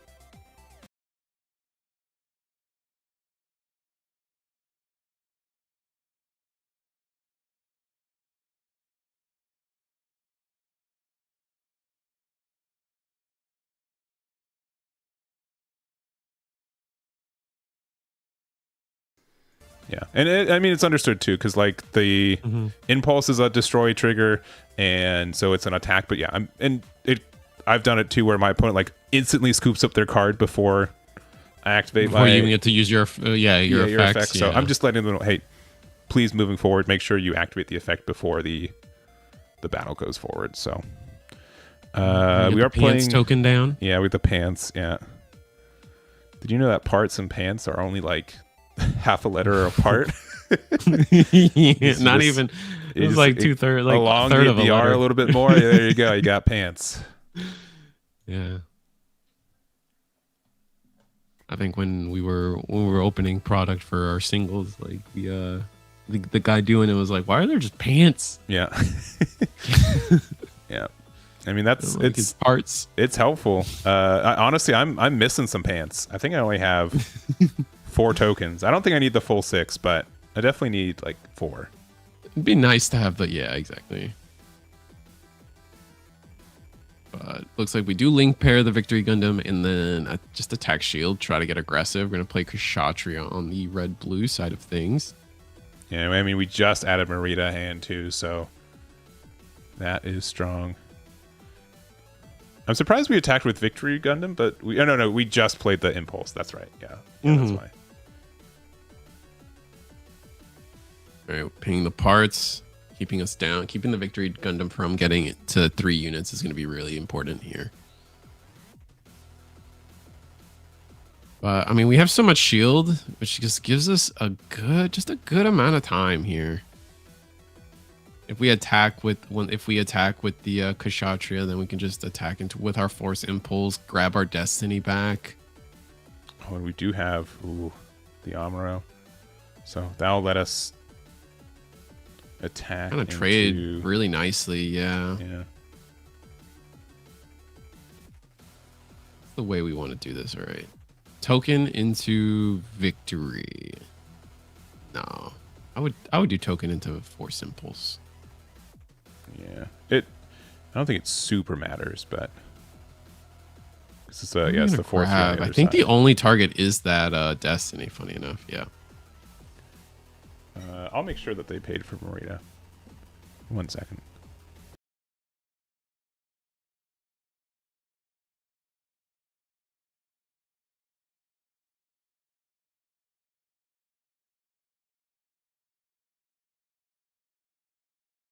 Yeah, they have 6. Yeah, 4 for Kshatriya, 1 for Marita, 1 for Amuro. So we're good. Perfect. Gonna 4 damage onto the onto the Victory. So the board is now clear. Kshatriya can now go in, easy peasy, get a shield damage in. And there's a blast impulse. Finally down to 5 shields. Oh, and show resolve. And it's the beta one, but not like the expensive beta one, just the common beta one, but that's still fine. But yeah, I think we're like Banshee's in an okay spot right now. We definitely have a lot of cards in trash, so that can be helpful too. It's hard to outvalue, I think, Destiny when they get their loop really on board, right? Right, because now we're gonna play the Destiny. Yeah. Well, I think we're just gonna go wide here. We don't have a pilot to give. You could double Destiny. Double Destiny? Double Destiny. That's very cool. But again, as mentioned, right, we do need to make sure, that it has to have a pilot for the when paired effect. I like this though. If they get rid of one, it's gonna be hard to get rid of both. Yeah. I think so. Yeah, agreed. And unfortunately, we did have to use an Amuro last turn to help do that. And our Kshatriya can't ping damage it because the Marita is only less than or equal level. So 7 to 5. 7 is bigger. Yeah, I don't know. Okay. This is with full frontal. Full frontal. Yeah. So we're paying 5. This will let us do 1 damage to each. So because it is linking with a new type or cyber new type pilot. So these are both at 4 HP right now. But yeah, I'm such a big fan of the League Militaire. It's just like so flexible of an archetype, and it's such a good engine. I love seeing it being used in like these kind of situations. We get the ping on destroy 2/3 down. Yeah, playing out the Doga. So it's a 2/3 that does damage to something with 5 or less AP on destroys. So you could 2 cards in hand. Still plenty of resources. We should have. Oh, we played it off the full frontal. That's Yeah, right. yeah, yeah. We should have 5. Yeah. And then we are going to play out the Tall Goose there for 2, 3, and maybe the 2 1-drops. I think now. I think this is a 4/2 because I don't believe we've had one hit the trash yet. Might be right. Might be completing games. Because we played. Yeah, last game we played one that we saw, and then we played only white base so far. Yes. So we should have 2. Like, yeah, it looks 2 like open. Tempo just going back our way in red here. Yep, gun easy. Easy. Yeah, no additional damage or anything for that. Yeah. All right. Oh, we did get a pilot off the top. I did see. Yeah. Oh wait, do we have a link pair though? I think we just have the link. I think pair? we just have a link pair. I think the link pair is good enough as is. So yeah. We'll play the parts. I'm gonna go 5 into the base. Yep. 5 into base. Yeah, 5 into base. And then close combat, or you can get rid of the pants. But with us being at 6 HP, even if this like hits it, like Ace can't get enough damage on you. Yeah, 1 HP, and then we're 5/6 for the V-Dash Gundam. So with only 2 open, I don't think there's a way to do 4 damage.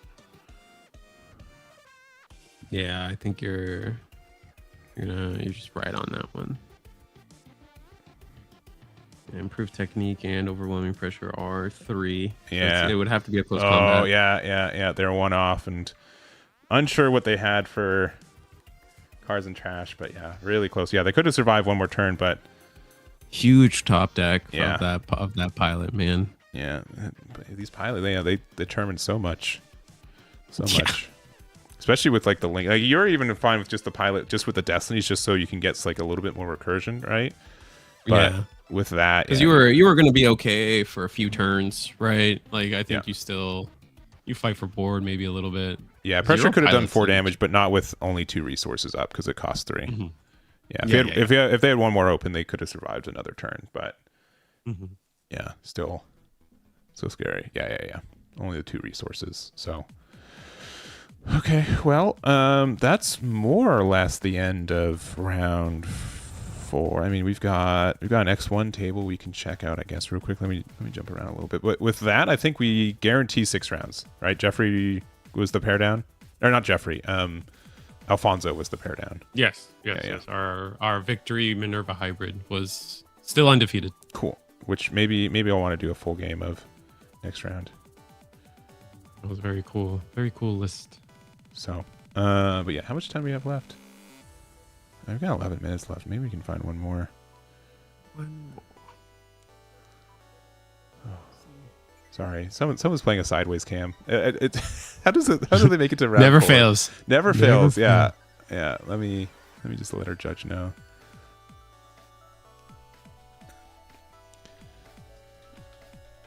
Not inherently making fun of people with it.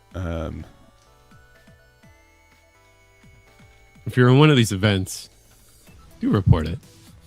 Yeah, if your opponent's playing on like half the real estate they should, you can let a judge know. But I also know, like, a lot of people, clearly it's their first webcam event, right? Like, I get it. So it's okay. It is understood. Nothing. This 14 is pretty much stands out. done, though. We do have Judo, who's in our finals last week, but they're in table 16, so I think they're doing X1 right now. And they're playing against Miguel, who we saw earlier as well, too. We could go to table 7. Yeah, this is fine. But I think it's also over. It's wing 0, and they have 2 wing 0s out. So, honestly, there's not really a game to go to of the games being played, I think. So, we will take a break. It will probably be a little bit longer. We'll get into round 5. We will have 4 players left undefeated, which I think we know half of them, right? We've got the Minerva, League Militaire. We've got the turn A tempo. Yep. We've got, and then 2 other decks that I don't immediately know right now. So don't immediately know who won their games. Yeah. yeah. So we'll take a slightly longer break. One Minerva for that one. Minerva. You're different judo. Yeah. Probably. Unless it is you, then you probably shouldn't be in chat. So, anyways, bye. Be right back. What?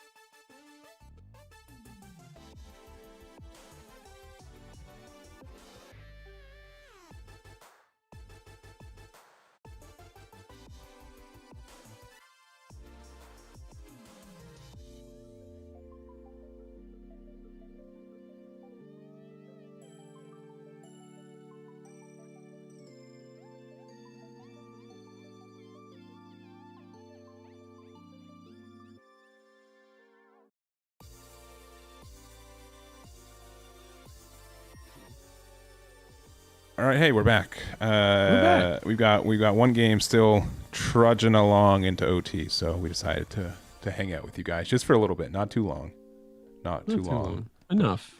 We've got 4 decks left, undefeated.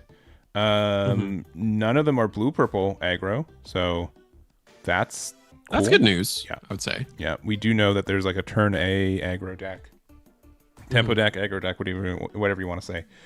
That is still around. We also did see the purple blue League Militaire Destiny deck, which I really want to see. So maybe that's what we do for the next one. And then 2 unknowns that we know currently. One's more aggressive leaning, one's more defensive leaning, right? For sure. Yeah, absolutely. Yeah, There's not no the two ways about that one. The meme 24 2/2 deck is not one of the undefeateds. It's not going to be winning this event. So, slight sigh of relief for that one for some people, including myself. We'll see what that damn random number generation from MSA coming in clutch for our 22 2-drops. Yeah. But no, I mean, I'm excited. I still want to be hopefully optimistic because, like, yeah, we did have that event from Eagle's Nest on Friday about the MSA where it did seem very aggro heavy, but at the same time, like, there is a little bit of, it's a free tournament and I don't know. I don't think the free tournament part matters actually, but like sometimes you just play what's easiest, right? Yeah. And if enough people play it, it's bound to just filter itself to the top. Yeah. Well, the Eagle Nest event I think is technically the largest GD04 tournament held that I know. They had 68. The one number I can say without the meme number, so I'm gonna quickly just pinpoint the one in between the other 2 meme numbers, so we're good. It could be wrong, I don't care. About 68. Not one more, not one less. So, but we do have round 5 set up. Ooh, nice. Let me see. You sent me what the names are. Okay. Yeah, I mean, like, I'm pretty I definitely want to try the Destiny League Militaire. It's going to go against Kevin, who we also know what the deck is, so I mean, that's just fair. That's fair. And this also has a chance to go pretty quickly, so maybe that's the reason to go to that one. So both games, both our top tables have a chance to go really fast, so we'll see what ends up happening. So we'll find out that real quick. But yeah, we've got Kevin on the left, Alfonso's still on the right. Cool. Yeah, Kevin W. And again, both have been on stream. I'm going to be a little bit less Heidi about what it is. Yeah, it's turn A tempo, turn A aggressive. The someone in chat had a good name for it too. The what was it? Victory Squad? Not Victory Squad. Victory Squad is a fun name too, but it's the what was it? Graceful tempo, demeanor tempo. Oh, graceful tempo. Yeah, I like that one. It actually would be funnier to call it like the meaner, like THE meaner tempo. That actually, oh man, I don't usually like going like super memey with like naming archetypes just because I want people to kind of know what it is at a glance, right? Which is why I'm not always like the biggest fan of like 1 Year War as like a name. Right, because you have to know the lore. There's which is fine. I don't use it, but I don't mind people using it. But because I just prefer like Xeon Aggro just because it gives like a little bit more understanding of what the deck is. But that's funny. That would be really funny. If I was to bend the rules, definitely demeanor. I hope Kevin wins so my turn A goes up in value. Fair. But we'll have to see. Both players one player still trying to resolve their mulligan, but I don't think the Kevin is playing the the turn A with the trash effect? Maybe not. Maybe not. Maybe not. Actually, maybe not. Maybe not. No, maybe roll just to. We'll find that out together. Maybe people will just see a pie chart and then assume.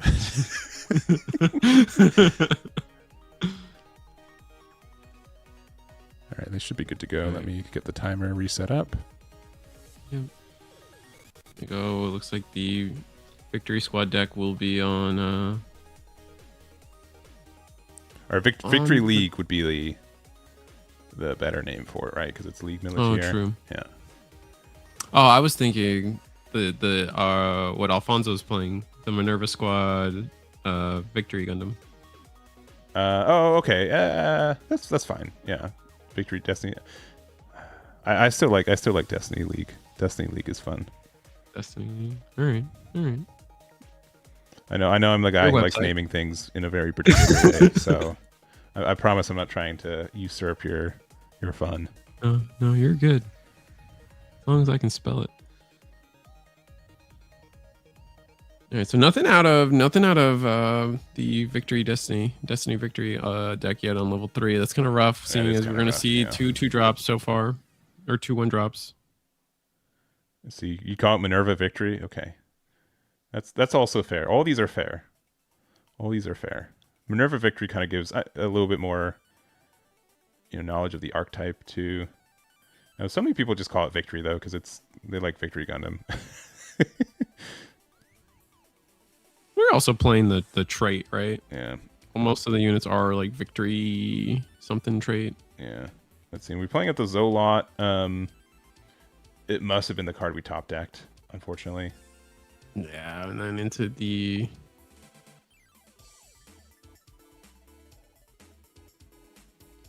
Let's see, a turn A Gundam. So this is the one from the set as well. It's just a uncommon, but you can make it 5 AP by itself, which is good enough, right? Like you're almost always going to have resources to sink into this. Being able to get rid of a base like this is good. I mean, obviously we have the link for it too, which is good. It's gonna just do so much damage. And with the Laron, we're able to bounce the, we do get a pilot. That's gonna help, but I don't think it's gonna help enough. We're only down to 2 shields though. Yeah, and here we go. Yeah, I mean, we'd have to see. I mean, we were probably another one of those situations where it's like we're not on Graceful Demeanor. We're blue. No, we're blue, purple. So you just had a really rough start. Yeah, we're playing at the Zolot again. Playing a second Zolot, yeah, but I think a couple things to note. Like one, I think going first is better, so not going first with this. I think seeing the Zolot a little bit late hurt as well. Could have at least traded with one of these and maybe saved our EX base, but man, they just have so much pressure. And again, if they have Graceful Demeanor, I think it's over, unfortunately, because they just bounce these backs to hand and then you're good to go. Armor Ray gets us there too. Sure. Yeah. We'll just start with a simple 2.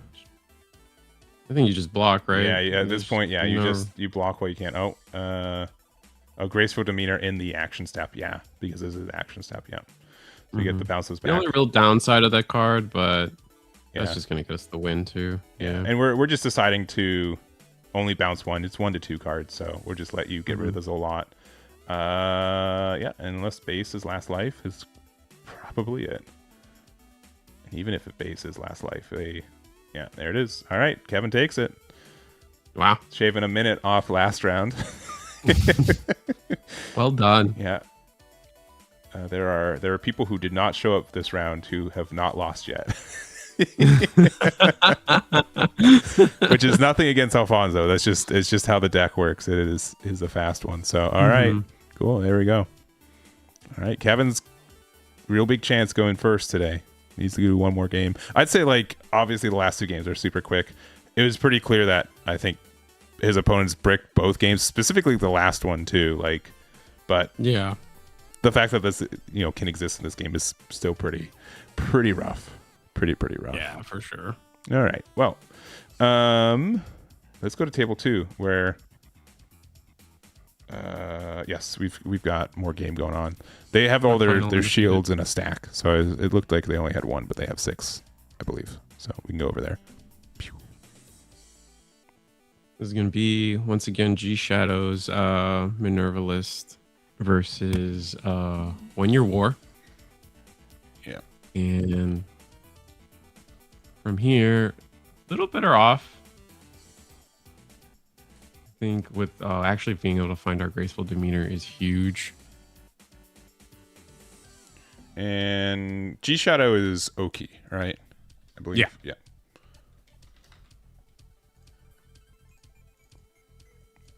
And then right, we've got Alec with a I'd say a Xeon aggro 1 Year War. Whatever you desire.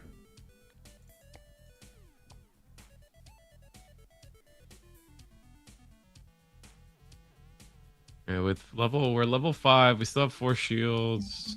Looking okay.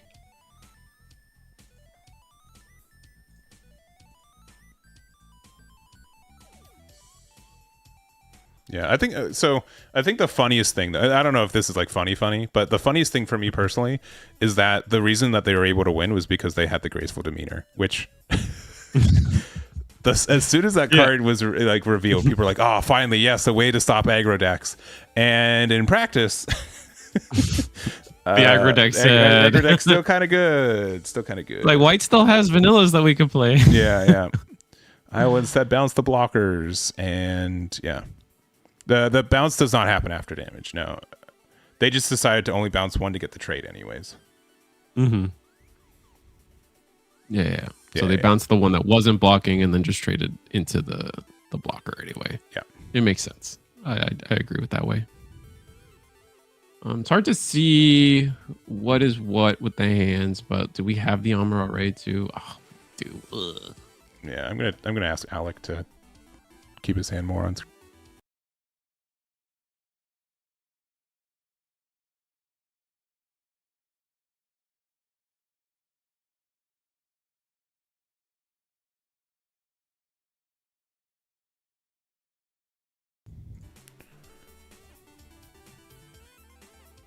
He could not have bounced before attacking because it's action timing. It's not main action. So you have to be in an action step, which is either during during a combat or at end of turn. You also have an action step, but you can't action timing there. Mm-hmm.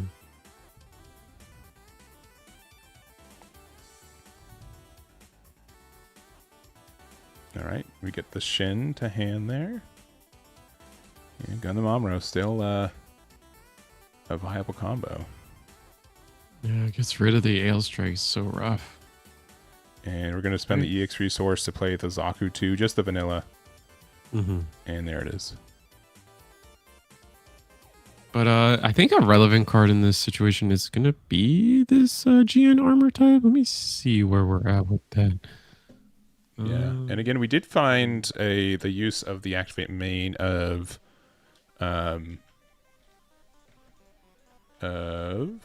I do not remember the name of the card, but I know we found it earlier. The Look of Determination. Yeah. So many decks are playing 2 costs, right? Like it's actually pretty relevant, I think, in a lot of situations. Mm-hmm. And it's got it has that ceiling of being able to get rid of level 4s as well. Yeah, for sure.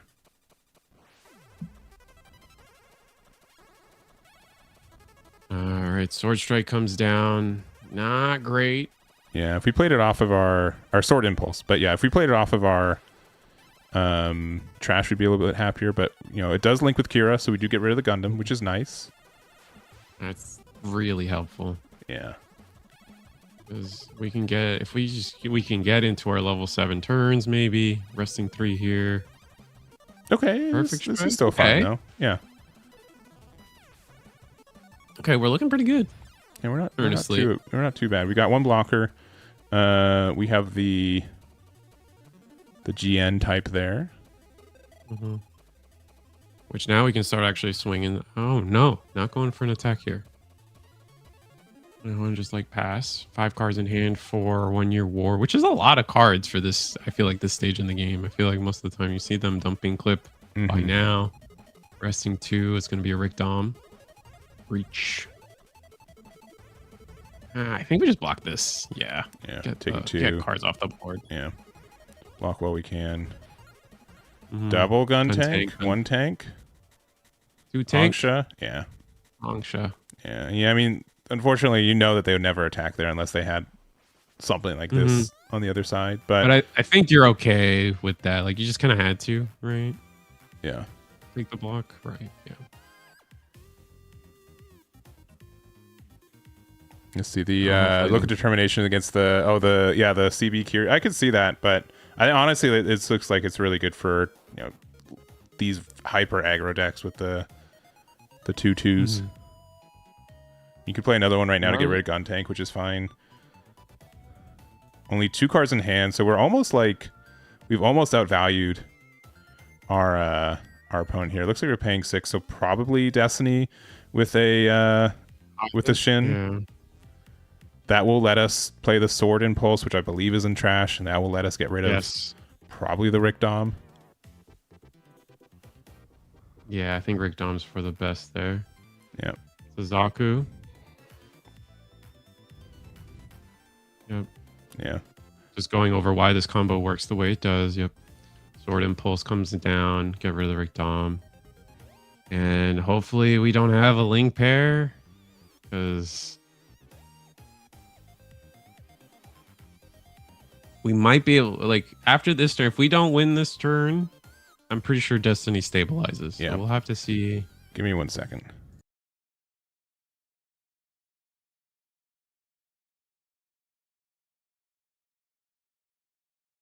Yeah, the base is so good for us. Yeah, Minerva there. I mean, they have 3 cards left. I mean, Rick Dom, one of them. I mean, you can attack with Angsha if you want to, but you kind of have to keep it healthy. You can go wide enough. Depends if we have like another Impulse, Sword Impulse, and Trash too, right? Yeah, they have another Sword Impulse. It is. They could also have the really blocker good. too.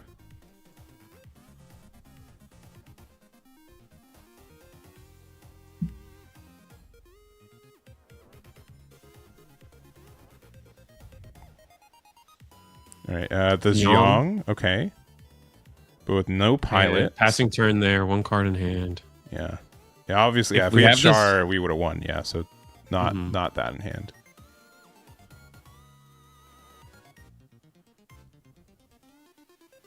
All right, we're at, I believe, 8 resources for Oki. We've got the Minerva base. It's a little bit off screen, but it is there. I mean, now you just do... I think we need to if we could find a way to get the Sword Impulse in trash, but yeah, I don't think we have it. For sure. I mean, we have another we have one okay. in... Yeah, we have another one. Okay, that's good. That's good. That's good. I think we're going to see... Wouldn't be surprised if we attack with this one into the gun tank, for instance. Yeah. My least favorite... So I've gone to like a situation like this a good couple times, right? And my least favorite thing is that like actively...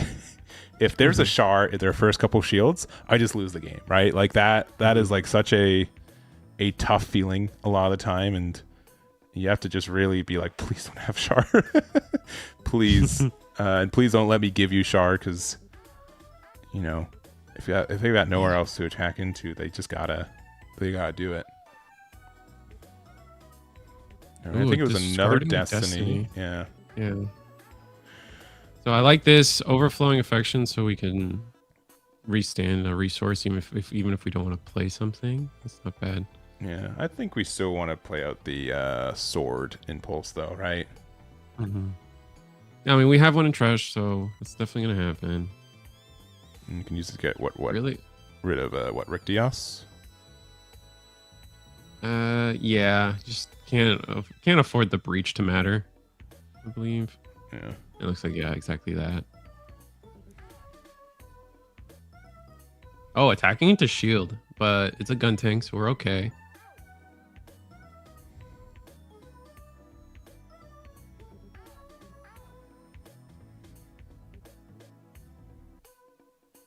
Not giving a pilot is nice.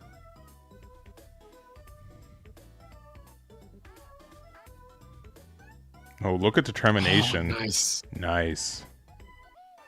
Get rid of the Angsha, and now I think like what I would attack the sword impulse into the gun tank. Yeah, because you actually leaving the arm. You want that one, yeah, destroyed for sure.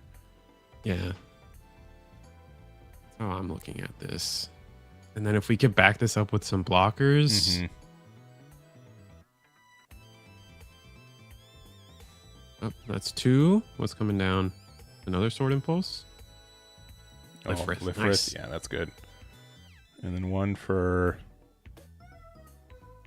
maybe a pilot. Oh, the Z Heart. Okay, I like this too. So this gives us 6 HP, which means that Amuro can't rest it either. Mm-hmm. And then we attack with sword. I hope they don't forget to attack into the gun tank, because that would be... Yeah, they do need to get rid of that for sure.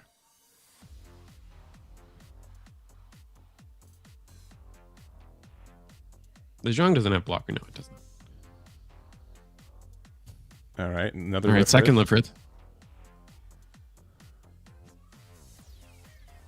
Really, we kept the gun tank up. Why did we leave the? I don't know. Maybe feels. I agree. That feels a little weird.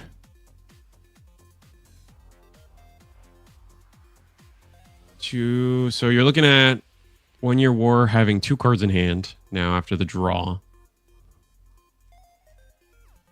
Okay, it's a Zaku. And the last card is... Oh, it's the pilot, but it's an Amuro Array, so we're going to rest the Lifrith.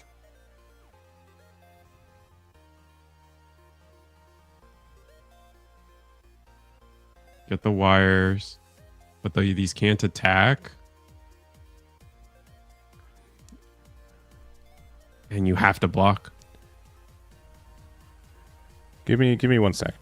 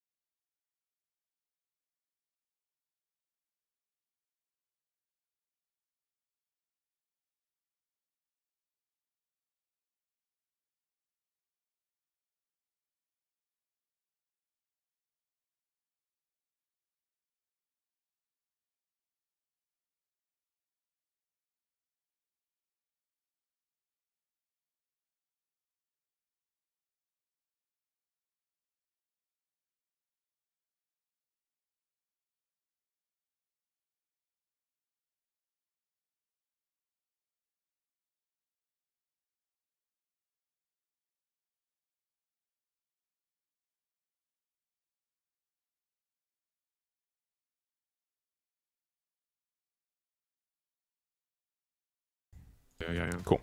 All right, yeah. So we walked it back. Essentially, they just did not play the gun, the Lifrith, because they didn't have the resources open for it. It would have been rested anyways from the Amuro, right? But they should only have 1 resource open too, just to... Pieces out.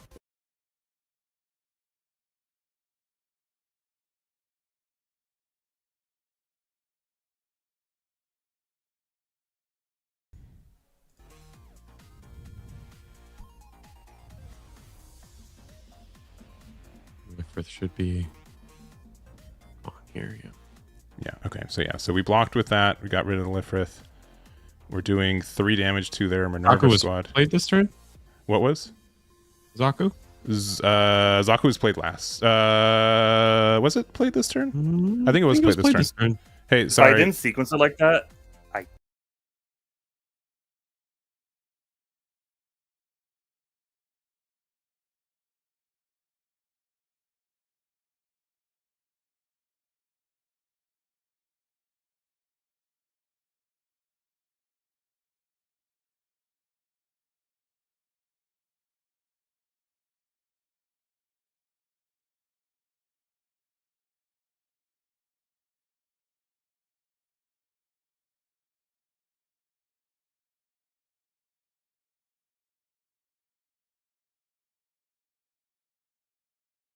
All right. We're back. All right. So Minerva only has 1 damage on it. Lifrith wasn't rested. It was blocked. It blocked the attack. Yeah. Yeah. Because it had more HP. Because of the pilot, it had 6 HP. Could not be rested off of the, so they rested the GN armor type for it. Yeah, and I can't help but feel that, like, not attacking into the gun tank kind of bit them in the butt here. A little bit, right? I mean, it's 1 more damage. I mean, I don't know what they were afraid of for it. I mean, it's only 1, but again, like, if that was Char, could have been a huge difference maker, right? For sure. Yeah. So I think unless you have Rush in hand, I think you have to play for board here. Yeah. But now you can loop your sword impulses, which are great too. Which, again, I think it would have been good to, again, get rid of the gun tank because then you kind of want that in your trash anyways. Yeah.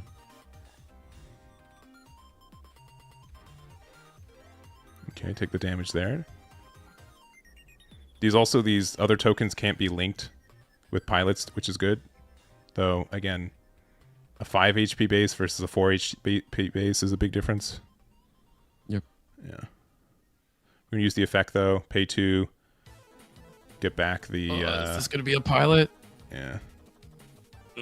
Get rid of the Zaku, right? Yeah, gotta be this... Okay, are the token. It is a Char.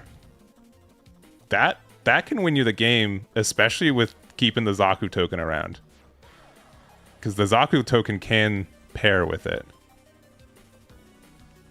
And you do get the +2. You don't get the high maneuver, right? The high maneuver is only if it's linked. Resting 4, Lifrith, resting 2. Yeah, it's only a link for the high maneuver, right? Okay, I mean, we got 2 blockers.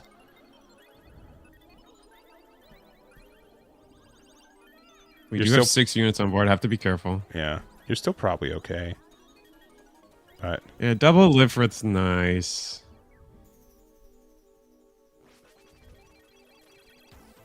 All right, Rick D out. All right, that's also nice.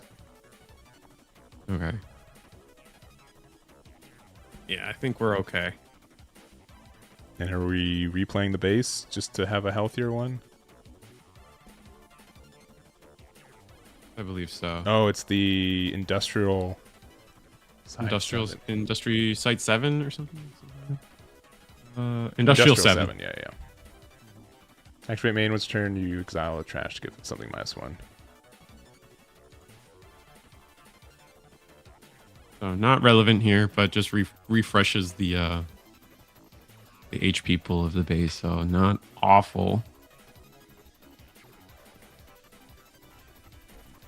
Yeah, with 2 cards in hand, 1 Char Zaku. I don't know what we'd have to... With 3 blockers, that's so tough. You'd have to have, like, double high maneuver, which I don't think is possible with the setup that we have with 2.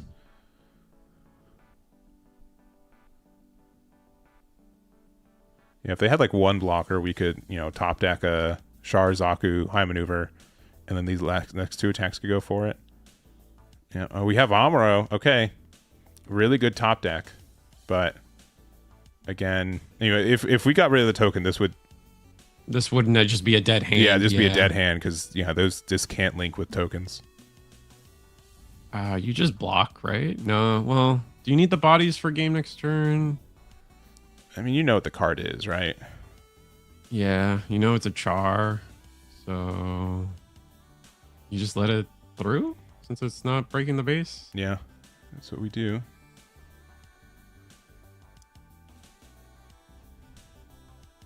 There's 1 HP left, I guess. Oh, no, it's a 4. Sorry, it's a 4. It does look like a 1. It looked like a 1 for a second. Yeah. No, they did it right. Yeah, and then just pass. Yeah. And now we just go for game here. Yeah, I think we can just start turning our cards sideways aggressively.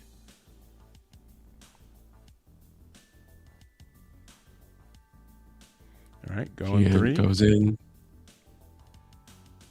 Yeah, Zaku. Zaku. 4. Sword Impulse.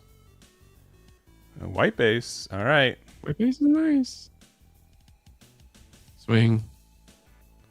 And now we know there's nothing left that it could Yeah, be. and then we can just go for, it doesn't matter. Yeah. Oh.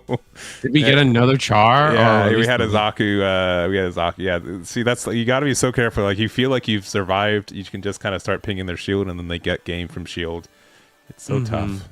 So, all right. Well, that's the end of that one. What a back and forth. We've got Alec narrowly just not getting the last point for it. So Oki taking it, and will be in the finals against was Jeff, I believe, right? Or Kevin. It was Kevin. Kevin. Yeah, it was the turn A graceful demeanor. Yes. Cool. All right. That's what the finals are going to be. We'll do one more. We can maybe jump into another game. Cody's still playing. He loves when I jump into his games. He recommends Everybody. He loves. I'm just going to do it. Just going to do it. Oh yeah. He loves it. Are you sure about this? Loves it. I don't care. It's for Cody. I'm waiting. Like, when I jumped in, I saw the mouse just go to close my camera immediately, and now I'm just like, he's like, oh, boy, why'd Eggman have to show up right now?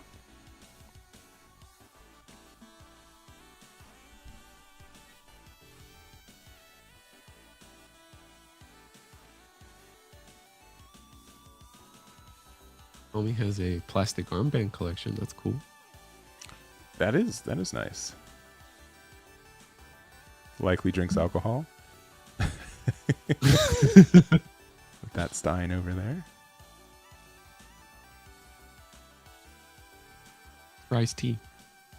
All right. I can't necessarily. Is that turn A? I can't necessarily tell what that is. I'll be honest. Is that an Exia? I think it's an Exia. It might be an Exia. I guess I can look up what. Oh, it has to be. I know who this is. This is Apaya. He only plays Celestial Being decks. Oh, I see. Almost exclusively. Well, they've definitely invested. Yes. Apaya. I'm trying to. The pronunciation of their name is very particular. I'm really trying to make sure I get it somewhat right.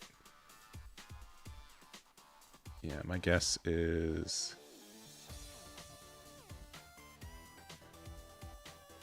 Cody might have just scooped up, yeah.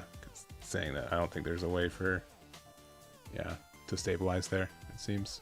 I believe. That's my guess as well. All right, back to us. Pew.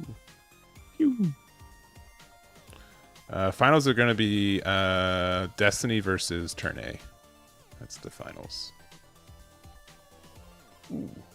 Sorry, it's another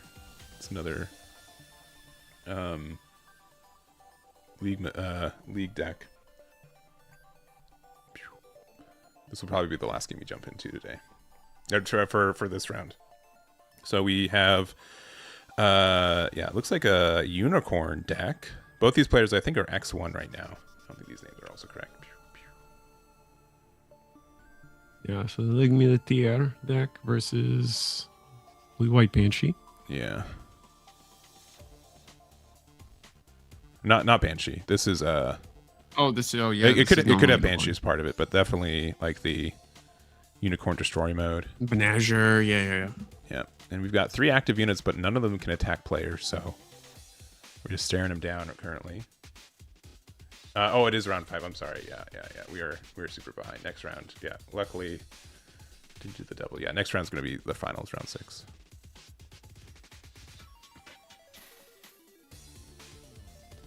Interesting way to store our tokens. I was thinking about that. Yeah. That's a fun little way. Like, let's play Guess Who with our tokens. Yeah. Does yours only have pants? Yes. Knock them all down. Now, I don't know. I think it's Soletta who's in the flat there. So, turn A can only rest things with 4 HP or less, because otherwise I think we'd be able to get a little bit more pressure. But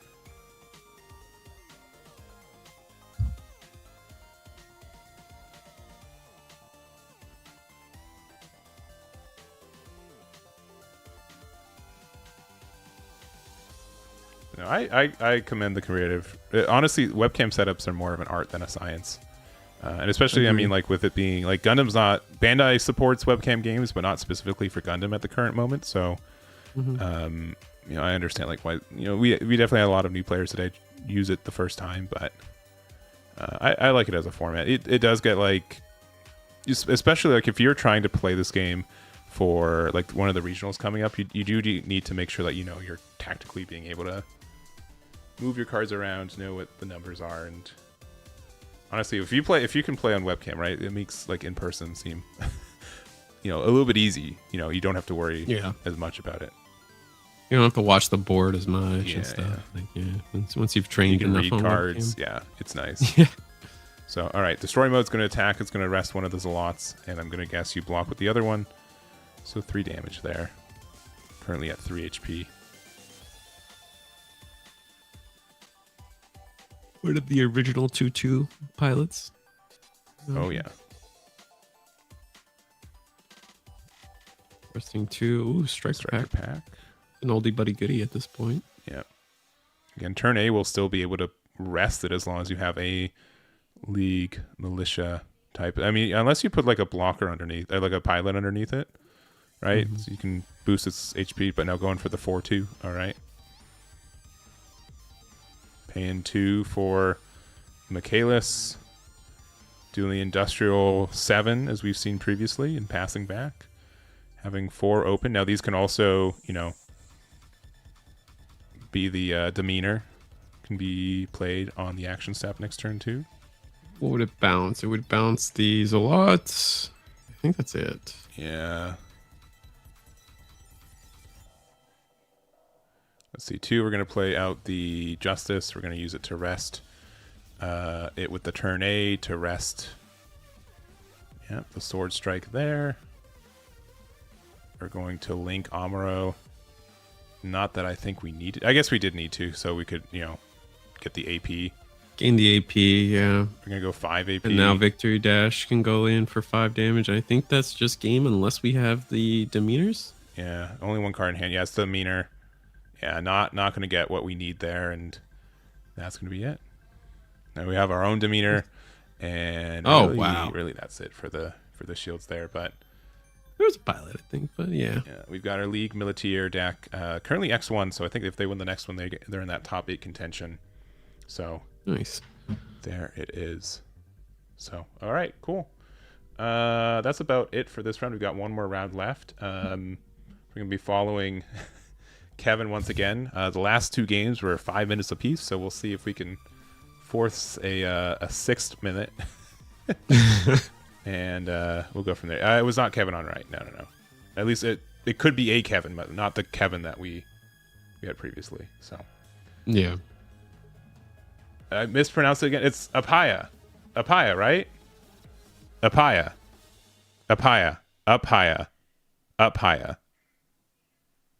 One more final time saying it. Apaya. Easy. Apaya. I said it. You can't tell me that I didn't. Apaya, yeah. I swear you're changing the pronunciation. We're gonna go for a break. Does me trying mean anything? Do I get any bonus points? Apaya. See, Apaya. Judo's saying something different than you are saying. It does, okay. That's what I'm saying. Apaya. That's literally otherwise I just do not have the muscle in my ear to determine the difference. That is a weakness of my own. So anyways, all right, we're going to take a break. We'll go to our finals. Let's see we'll see you guys when we see ya.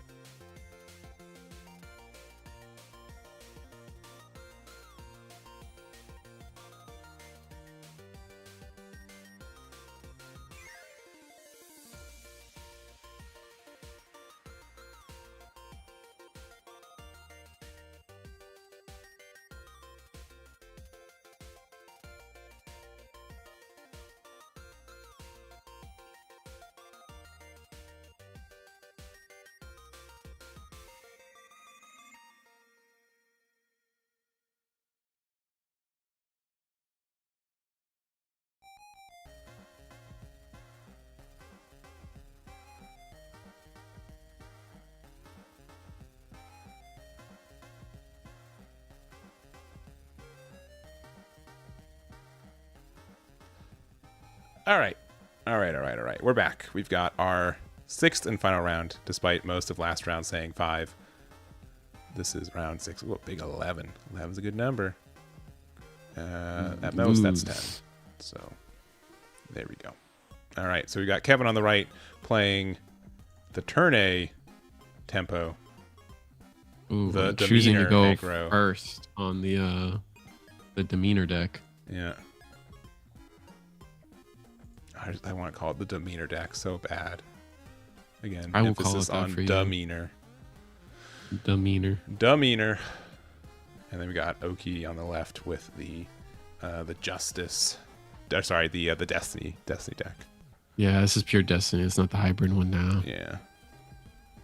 So it's really, I mean, honestly, it's just going to come down to, I feel like it's just going to come down to can the Destiny deck find its early blockers, its look of determinations, its demeanors, to just stave off the early aggression. And if we can get there, then we'll be okay. I know we did see that tech of that GN armor. I think the full name escapes me. GN armor type E, which on deploy does delete or choose one enemy unit that's level 1 or has 1 or less AP, and you can destroy it. So that could come up. I don't think that really comes up in this deck because everything is either 2 AP or level 2. Well, that's that's what the Industrial 7 comes out. So you can use it to give the -1 AP, and then you get rid of a 2 cost. So that can be relevant. All right. It looks like we are starting off. Kevin again going first, which is a little preferred. I think in most decks, but definitely aggro decks, they do appreciate.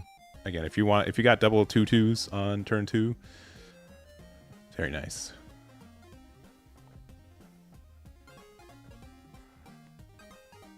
What are we gonna do on the Minerva? Oh, just pass. Yeah, all right, going to 2. Yeah.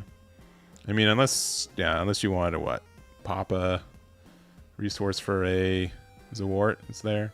All right, playing 2/2s. Yeah. The 2/2/2s for 2/2. Gonna go ahead and we're level 3 now, so Lifrith can come down. Yeah, Lifrith or Zawart would be good. All right. This is already a better opener than any of Kevin's previous 2 games. So shaking in his boots for sure now. Absolute terrified. Absolutely. Yeah. Oh no, they played a unit on level 3. That's crazy. What am I supposed to do about that? Oh, I guess I play my own token on 3. So go Korska base. Can still play 2 copies. So why would we not? Revealing that we are blue-white. Passing there. We get to be level 4 now. That's going to give us access to either more Lifriths. It's the first time we get to play the GN Armor Type E, but not... I mean, actually, GN Armor Type E gets rid of the Tallgeese. It does get rid of the Tallgeese, yeah. So still... it's a bit of I would say it would be a weird day 1 pick for this game, but for... us, week deep, the fact that it hits League Militia and likely will hit a lot of these aggressive decks. I can see the reasoning for it for sure. But getting the impulse, start an impulse. Yeah. Resting 2, is it going to be that GN? It is, yeah. That's huge. So, So there goes good. the Tall Goose token. That's huge tempo because I don't think a lot of people are expecting that card. No, just yet.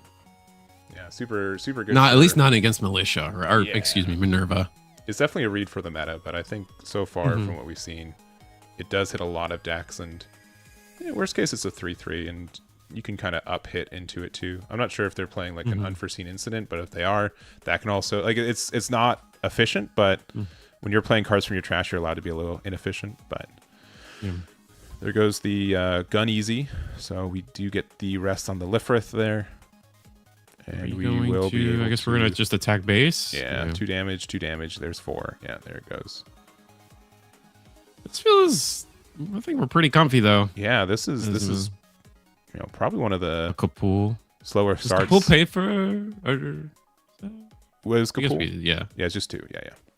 just 2. Yeah. Yeah, but the fact that, again, you're going to be flooded with resources late game, the fact that it doesn't plus one, but it cycles one is kind of good enough. If you're playing blue-white, there's a chance you're playing Show Resolve if you feel like you need like a little bit of extra gas at the end of the game too. Amuro can also be unmined, like that card's still terrifying, so...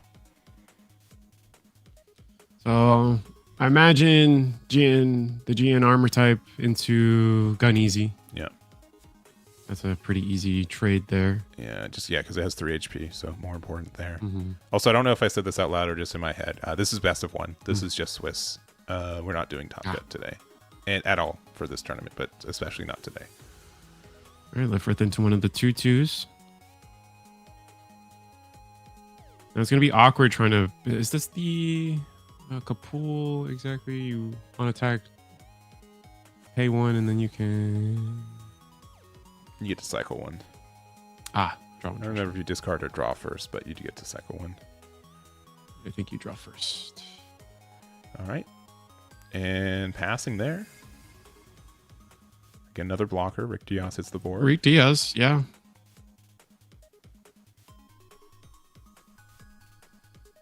So we're up on car. Ooh, another Kapul.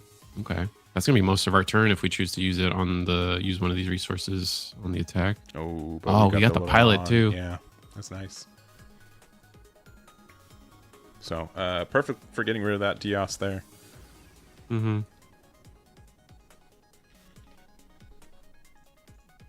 be demeanor.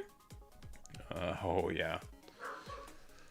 That's huge. That's huge. Yeah, because these are level 3s as well. That is tough. We still get to attack here. Oh, no. Oh wait, the burst effect is activated. No, it's only active units too. So you're not super plussing, but rewarded for properly sequencing here. Not attacking and then playing the units after.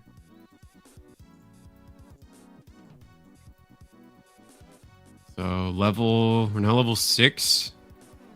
Still no sword strikes and trash, which is pretty bad, but might be able to play it now. You can probably see a world where we replay the Rick Diaz, maybe play the sword strike, and then look to trade board away. Yeah, we don't have like a great way to get rid of this Kapul right now either. We'd have to like lose a pilot, which kind of stinks, or find a way to get one more damage. Resting a big 3 here.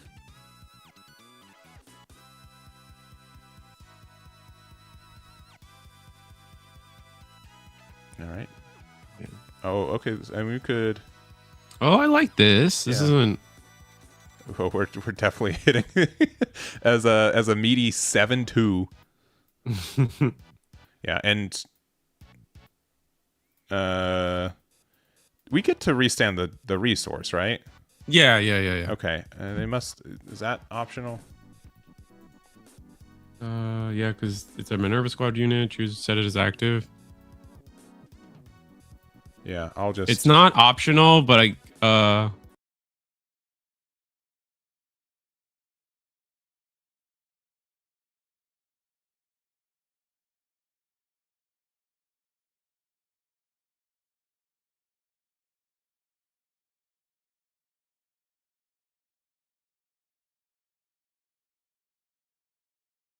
All right, yeah. Shin is mandatory. And you can't choose an already standing resource. I mean, you have to declare which one you choose, right? It's not something like that's true. We're used to like a lot of Bandai card games where many effects say up to 1. So if you forget to do it, it's strictly. Oh, we have another look of determination. Do we have the resources for that though? Because I thought we. Yeah, I don't think we do. Right? Oh wait, no, we had the EX. We had the EX, and then the one we stand. Yeah. Yeah, because they use the EX. Yeah. I think we're good because you played. It was 3 for Shin. Oh, we don't have enough. Maybe do we? I think we. No, with the EX we do. Yeah. We had to restand with the Shin too. Shin. Yeah. The restand with Shin. Yeah, but with how the sequencing worked again. And again, If it's set up to 1, like a lot of other Bandai card games, I would not step in. But since it is strictly 1, it's a mandatory effect. Mm-hmm. Yeah. And that's just kind of been true for Gundam as a whole. Yeah. Man, we've really just been able to find all of our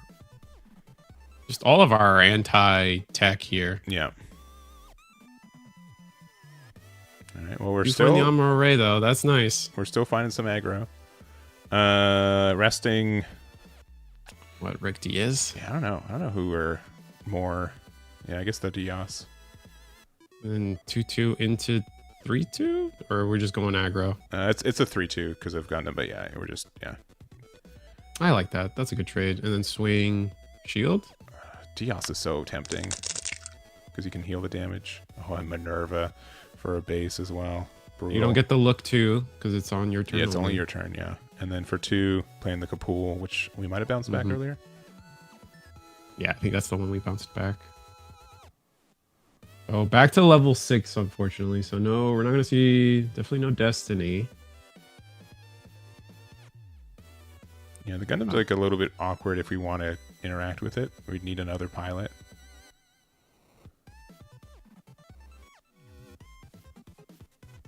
We can send both our units into it, right? Sure. Yeah, I mean, that's still like fine. Feels worth to me. Yeah. Okay. Yeah. So 3 damage twice. That's what we're gonna do. Yeah. Obviously, if your opponent had resources open, we would do more of a one of a time. But with them tapped out, it makes sense that there's not much interaction.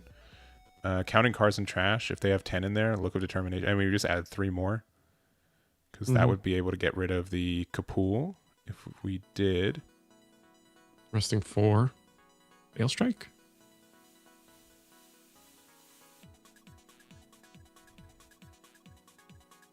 Oh, force impulse. Or sorry, yeah, force impulse, yeah. And then rest 2 more for Rick Diaz. Okay. Looking really, really comfortable for now. Only 3 cards in hand for the demeanor deck. But immediately going to rest 3, show resolve. Going to fill that hand back up. That's pretty looking kind of nice for that.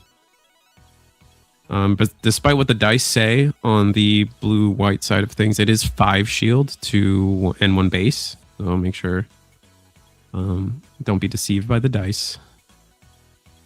We will block easy 1-for-1. We're really, really okay with these 1-for-1s right now in the Minerva squad deck. And playing another vanilla. Yeah, and we were able to get rid of one of the meaners that were probably stuck in hand, but yeah, definitely looking like Minerva stabilizing.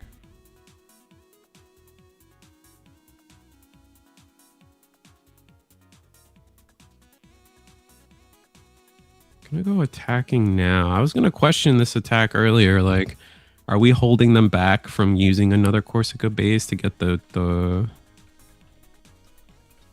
But I digress. We're going to rest another force impulse. Another force impulse. And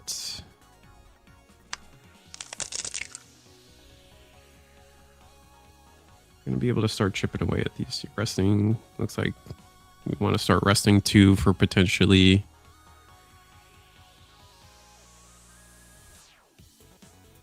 sword impulse. Oh no, another, just get rid of, if you see a body, get rid of it. Yeah. I'm not against it, but we are only 2 cards in hand now, so getting kind of scary here for the Minerva deck as well. We really need to see if we could get a Destiny down. Yeah. Now there is just a straight pass. Oh, you know that their hands like full of like what, probably pilots, commands. Yeah.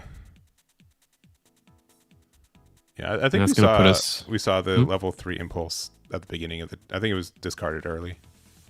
Kusanagi, which gets us a card in hand, so that's nice. Yeah, Kusanagi also hits, what is it? I think it does hit. No, it doesn't. But it was a hit. 3 or less HP. Does 3 or less HP. it? Yeah. I couldn't remember if it was 4 or less. Get rid of it. Gonna play the Z Heart just for the mill 2. Just mill. Okay. Perfect Strike and a Demeanor. Okay. Ugh. A little sad to see that go. And pass. Ooh. 2 cards in hand. Still no Destiny Gundam. 2 1-drops. Yeah, which is I think fine. we just send things sideways again, right? Yeah, I mean, but yeah, we've got the tempo on our side now. Mm-hmm. You have to be worried about losing next turn. Resting 1, overflowing. Oh, now we're going to be able to start drawing into maybe finally see a Destiny Gundam hit the board. Oh, going to give up on Akira. So our hand is also awkward. Giving up on Akira is weird, but maybe another overflowing. Another Pilot Arao again? Or another Heart, yeah. Getting rid of 1 and 2, so Kira and Ale. Oh, that feels bad, but yeah. Attack. Okay, turn just A. A gun. Turn A, yep. Attack one more time. Turn A, and then pass. Yeah, seems like it, yeah. If we have another Demeanor. Yeah, I don't think they will, though, because I believe we used one, we trashed one. I don't know. If they're playing like more than 2, I'd be surprised.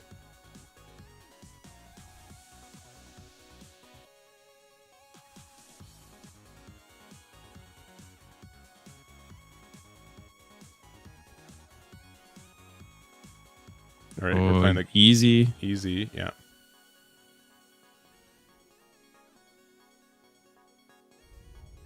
being able to snipe a little bit of what the hand is looking like on yeah. There should be one at a time. Oh no, I mean it's at a base, yeah. So unless they have a and just 1 here. So I think they have to be like, all right, this has to be a base, or we just lose on the rip. Mm-hmm. All right, going 7 there. Last card in Shields. Graceful Demeanor. And yeah, that'll be it. Yeah? Yeah, just pilots and Demeanors and just all 3 finding ways. Yeah. Wow. And we had, I think, we discarded a 4th one, I think, off Kapul. So a little unfortunate that feels so bad. So I think the start for Oki was strong, but he kind of ran out of momentum. Not having Destiny, not having like a way to loop your sword impulse. So there's definitely a thing was a way, I think, for Kevin to make it back. Just those draws are pretty rough. Yeah. So, all right. Well, there it is. No Destiny and all that. What was in the hand? I would love yeah. to see what in the hand. We'll see if they decide to show it. I'm going to guess they're just going to disconnect. But Oki's our winner. Won our Premium Bandai Wing set. Let me read this out correctly here. I'll read it right off the box here. Here, we'll go back to us. All right. Gundam card game premium accessory set, Mobile Suit Gundam Wing PB01. One of these. So, good amount of stuff here, and big congratulations for their win there. So, but also, awesome. Kevin's still going to be able to get some packs from GD04. Should be in top 4, so should be getting 8 packs from GD04. Rest of top second through 8th, we'll be splitting 2 boxes across them too. And yeah, interesting to see the Destiny not only take it, but definitely some interesting text for the deck too, right? Yeah. Yeah, just like the GN armor, being able to get rid of tokens really, I think was super relevant there, as well as like you mentioned, the Industrial 7 is in the deck as well. That means that it just gives the GN armor type a better way to get targets. Look of Determination. I guess we could talk about it now. They were playing it at 4 copies. Yeah. So. Yeah. Just definitely just tricked out and teched out to try to get as much just get out of range of aggro. Yeah, and win the game. When there are just so many, a couple of things. When there's so many decks that are being aggressive like that, with these 2 drops, it's just a good 1-for-1. And again, late game, Destiny gets more value. So just kind of prioritizing that. The burst comes up occasionally too, and then again, you can hit it to hit 4 costs, which is actually pretty huge as well. So there it is. So that's going to be it for us, though. We do appreciate it. Thank you so much to Risu for hanging out with us again, and then also Emily for being your judge. Definitely a lot of new players, which is great to see, but also it's, a little extra work for our judge, but we appreciate you all hanging with it, and really do enjoy. I don't know. I still don't know how I feel about this meta. I don't know how I feel 100%, but I do know that Thursday I definitely want to do a Destiny Gundam test stream. I don't think I've committed to one full out, so that can definitely be our stream Thursday. So you guys can check out that too. If you are new to the channel, please make sure to hit that like and subscribe, or whatever the buttons are. If you want to send me some moolah, I would not be opposed to it. But we'll also have the top 8 deck list and probably a couple extra ones on the site. Tomorrow morning we'll make a video for it, so you guys can check that out when that drops too. But Risu, anything else before we end this? Yeah, no, the same thing as always. If you guys are looking for more events for the Gundam card game in a webcam format, Eagle's Nest every Wednesday.